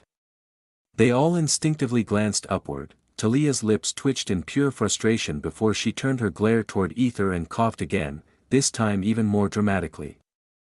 What? Aether raised an eyebrow. Talia, still avoiding direct eye contact, continued rubbing her arm. What the actual fuck is she doing? Aether blinked, thoroughly taken aback, before he finally noticed her hand.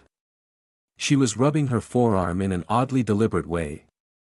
Then, realization struck him like a bolt of lightning, a slow, mischievous grin spread across his face. Oh. What's wrong, Talia? He asked with innocence. I don't understand if you don't tell me. Talia's lips twitched violently. She clenched her fists before hissing, you know exactly what I mean. She then shot a quick glance at Raven while rubbing her own forearm again, subtly trying to indicate something. Everyone except Aether frowned in confusion. What is she trying to do? Even Raven slowly realized what it was. Meanwhile, Aether's lips trembled as he fought to suppress his laughter. Cut. Ahem. No, I don't, he said, pretending to be clueless. Talia's face went completely blank. She bit her lip, utterly frustrated. She couldn't just say it. She couldn't outright ask for it. She wanted a tattoo, she wanted him to give it to her, but how could she, a proud woman, outright ask for it? That was the man's duty, to claim his women, to mark them. And the fact that he had already done it on his own for her sister made it even worse. She could not ask. He needed to do it. She wanted it, she needed it, and yet, if you can't say it, then I'll be leaving now, Aether said in an amused tone, standing up. W8. Talia shouted, reaching out, but it was too late. Aether had already disappeared from his seat. He was gone, just like that. Talia clenched her fists so hard that her knuckles turned white. That damn pervert. He happily ate my pussy a few days ago, but now, Sandra, who had been observing quietly up until now, nearly choked on her own breath. Eat what?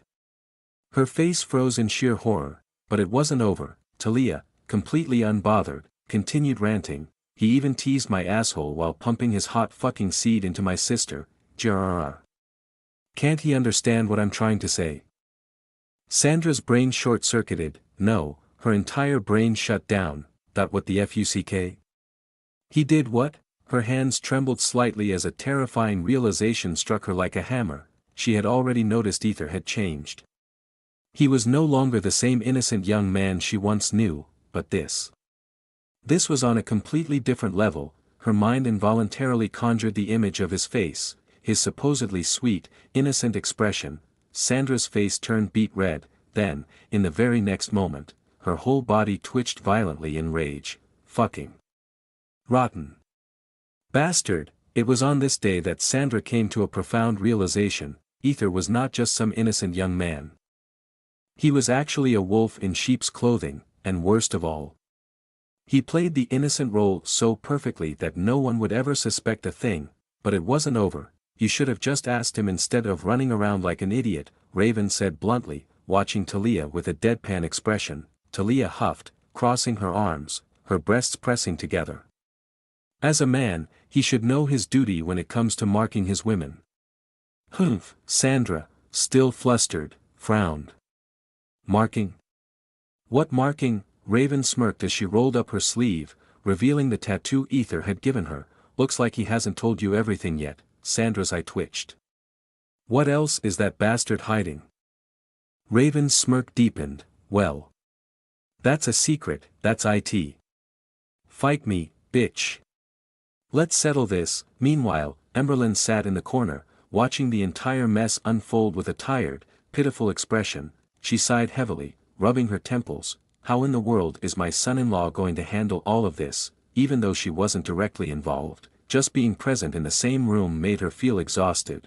All she could do was hope for the best. Chapter 800, Kara, in the Ariones Zephyr Empire and, inside Sovereign Arcanum Academy, SSSS. Aether materialized inside the principal's house, his gaze sweeping across the familiar surroundings. His brows furrowed in slight confusion. He had expected at least some changes, but nothing changed. Aether muttered under his breath, well, what he could expect for week-old changes, anyway. He called his snowflake who was resting in the Umbra Sanctum. His storage facility, due to his recent upgrade, Aether had gained the ability to store one living being inside his storage space, and without hesitation, he had placed Snowflake inside. A white, misty portal rippled open in the air, and a small, fluffy head peered out. Snowflake blinked a few times before tilting her head. "Did you call me, Master?" she asked curiously, her voice soft yet eager. Without waiting for a response, she leapt straight into his arms. Rubbing her head affectionately against his chest, Aether chuckled as he caught her effortlessly. "Yeah, I did." "So, how was it inside? Was it comfortable?" His tone was laced with curiosity, genuinely wondering what her experience had been like. Snowflake eagerly nodded. "It was amazing, Master. The place is huge. There's water, trees, and even lights. It's like. She paused, struggling to find the right words. Like what? A house? A mansion? Or maybe even a palace? Aether prompted, amused by her excitement. Snowflake shook her head. No. It wasn't like any of those. It was something completely different. I have never seen a place like that before, she admitted. Her voice filled with wonder. Aether rubbed his chin thoughtfully. Interesting. He paused for a moment before shrugging. Anyway, you said there were water, trees, and light. That's unexpected, Snowflake beamed. Yes. It felt so lively. Aether was momentarily astonished. So this is what it truly means to store a living being. It's not just a void space. It actually sustains life without me having to worry about their survival. Damn, that's insane, he thought, still processing the revelation. However, a new question formed in his mind, and his expression grew serious. What about food? Did you find anything to eat inside, food? Well. I didn't see anything like normal food. But, I did eat those crystals that you sto. Her words came to an abrupt halt as realization struck her. She had just blurted out something she definitely shouldn't have. Silence. Aether's ice-blue eyes slowly narrowed as he blankly stared at Snowflake. His mind replayed her words, crystals. He had stored a rainbow arcane crystals inside as well, and now, she had eaten it. A slow, deliberate smile stretched across Aether's lips, but Snowflake knew better. That was not a smile of amusement, it was a smile of impending doom. Looks like someone has been indulging a little too much. Aether mused, his voice eerily calm. Maybe I should leave you with Celine and the others for a while. Let them discipline you a bit. NNNO. Snowflake shrieked in absolute horror, her tiny face morphing into sheer panic. And no. Anything but that. I don't want to be separated from you, Master, she wailed, her body coiling around his neck in desperation. She tightened her hold as she sobbed dramatically, clinging to him like a lifeline. Aether coughed. Wait, cough. Are you trying to strangle me to death? He asked, amusement flickering in his voice as he gently pried her off his throat. Just then, ding, Aether's expression twitched. He let out a small sigh before reaching into his pocket, donning his mask in the process. He pulled out a small orb and activated it. Well, hello Victor, a familiar, annoyingly cheerful voice echoed from the orb. Victor's eyes were half-lidded as he stared blankly at the orb, already unamused. Jack coughed awkwardly before continuing, so, yeah, I know we wasted your time last time, but this time, Master is really calling for you. Like, seriously, it's urgent. You already ignoring our calls. Please don't do that, Darlahem. I mean Victor. However, Victor's expression remained indifferent. Jack, I have told you before. I am not your fucking dog that comes running whenever you call. I have things to do, I am busy." Without another word, he cut off the connection, his lips curling into a smirk. "Looks like he's getting desperate.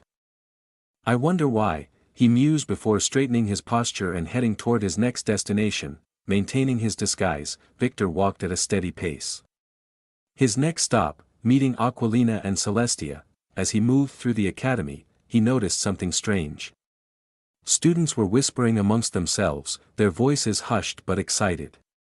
Victor's sharp ears picked up snippets of their conversation. "Hey, it's him. Victor, my dream man, oh my god, should I ask him for an autograph?" "Shut up. You can't just ask an emperor for an autograph. Do you want to get executed or something?" Victor couldn't help but smirk at their reactions. Being famous isn't as easy as it looks. Huh? He thought with a mix of amusement and narcissism. But then, I can't believe we had so many children living under a building. Yeah, to think something like that was happening right under our noses in the academy. Victor's brow furrowed slightly. Children? Under a building? He was just about to step in and ask for clarification when, "Hey, what are you doing here, Victor?" A sudden tap on his shoulder made him pause.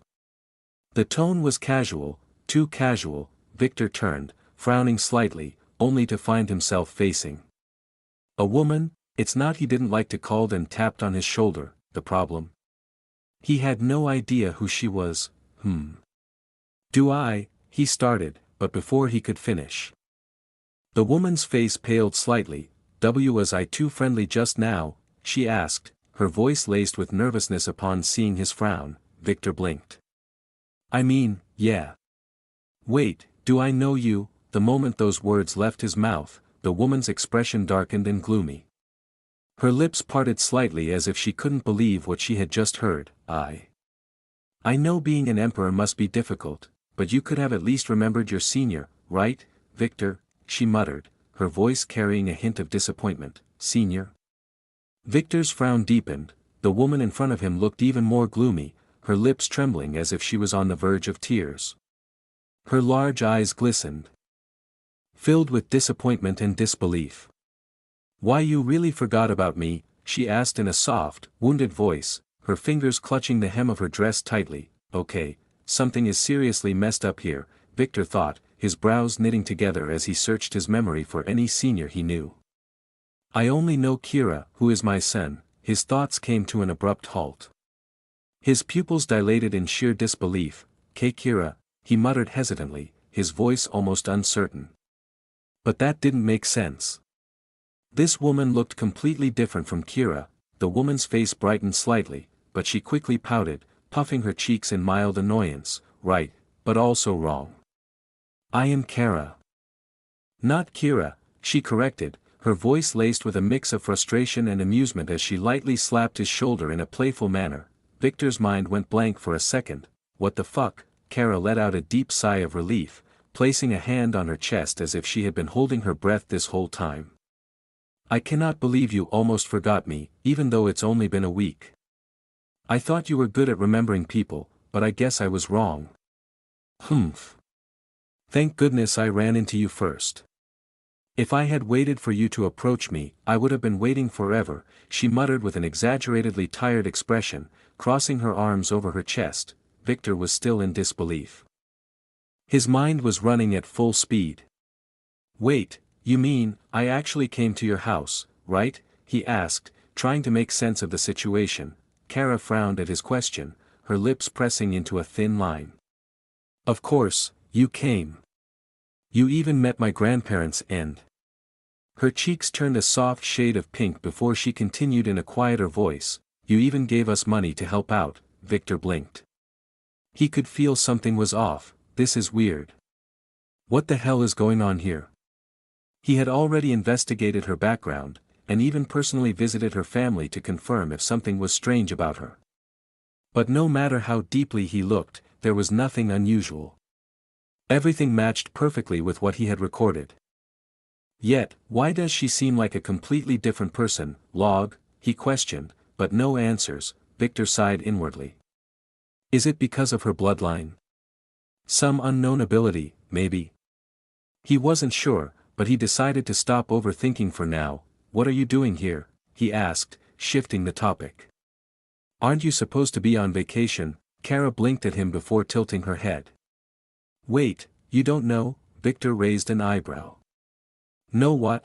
Kara placed her hands on her hips before explaining. The principal made an announcement about a volunteer program for students who were interested in taking care of children.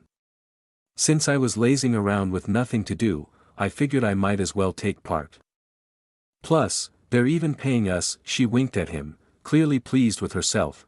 Victor was taken aback. Children? What children? Kara merely grinned before motioning for him to follow her. Kara led Victor to a facility inside the academy. The moment he stepped inside, his expression darkened, his eyes scanning the eerie sight before him. What the? Victor mumbled under his breath, his entire body tensing. Hundreds of children were standing motionless, their small bodies unnaturally rigid, their blank, emotionless eyes staring straight ahead. They weren't playing, weren't running around, they were just standing there, completely still, like lifeless puppets. Around them, female students were awkwardly trying to interact, attempting to play with them. Some held toys, others spoke in soft, encouraging tones, but the children barely reacted. There was no excitement, no curiosity, nothing. They responded only in the most mechanical, lifeless manner, though some were curious about flames but nothing else. What the hell is going on here? Who are these children? Victor asked, his voice serious, a rare hint of unease creeping into his tone. Kara simply shrugged. No idea. The principal just asked us to take care of them. That's all we know, she said, not seeming to think much of it. Victor's frown deepened. He was just about to ask more questions when. Oh. I have to go, Victor. It's my shift now. Kara suddenly chirped before rushing off toward the children. She picked one up and began trying to play with them, laughing as if everything was normal. Victor, however, remained frozen in place. His instincts screamed at him, something was very, very wrong here. As he observed the children more closely, an unsettling sensation crawled up his spine. He couldn't explain it, but he felt danger. What the hell is going on here, he wondered. Just then, his shadow flickered, Victor's lips curled into a smirk. Without hesitation, he turned on his heel and moved toward an empty corridor.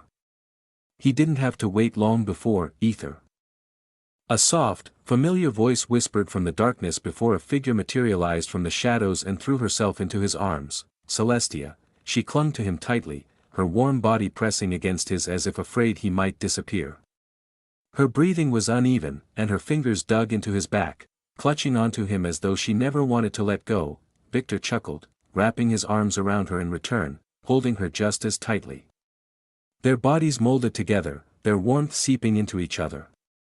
Neither of them wanted to let go, not even for a second. I missed you. Celestia's voice trembled. Her grip on him tightened as she whispered shakily, P-Princess almost D. Her body shook violently. Victor's gentle smile remained as he pulled her closer, lowering his head to press a soft kiss against her forehead. His touch was warm, soothing, and reassuring. He ran his fingers through her silky hair, his other hand gently rubbing her back. Don't worry. He murmured softly against her skin, everything will be fine. I promise. Celestia's eyes trembled as she buried her face in the crook of his neck. She inhaled deeply, letting his familiar scent calm her trembling heart. Slowly, her breathing steadied, and then, squeeze. Oi. Celestia pulled back slightly, her expression shifting into a deadpan glare as she felt a certain someone fondling her ass. Victor grinned cheekily, leaning in with a whisper, I missed them too, you know. Then, he. Celestia let out a soft giggle, shaking her head before smiling gently. She had really missed that stupid, cheeky smile of his.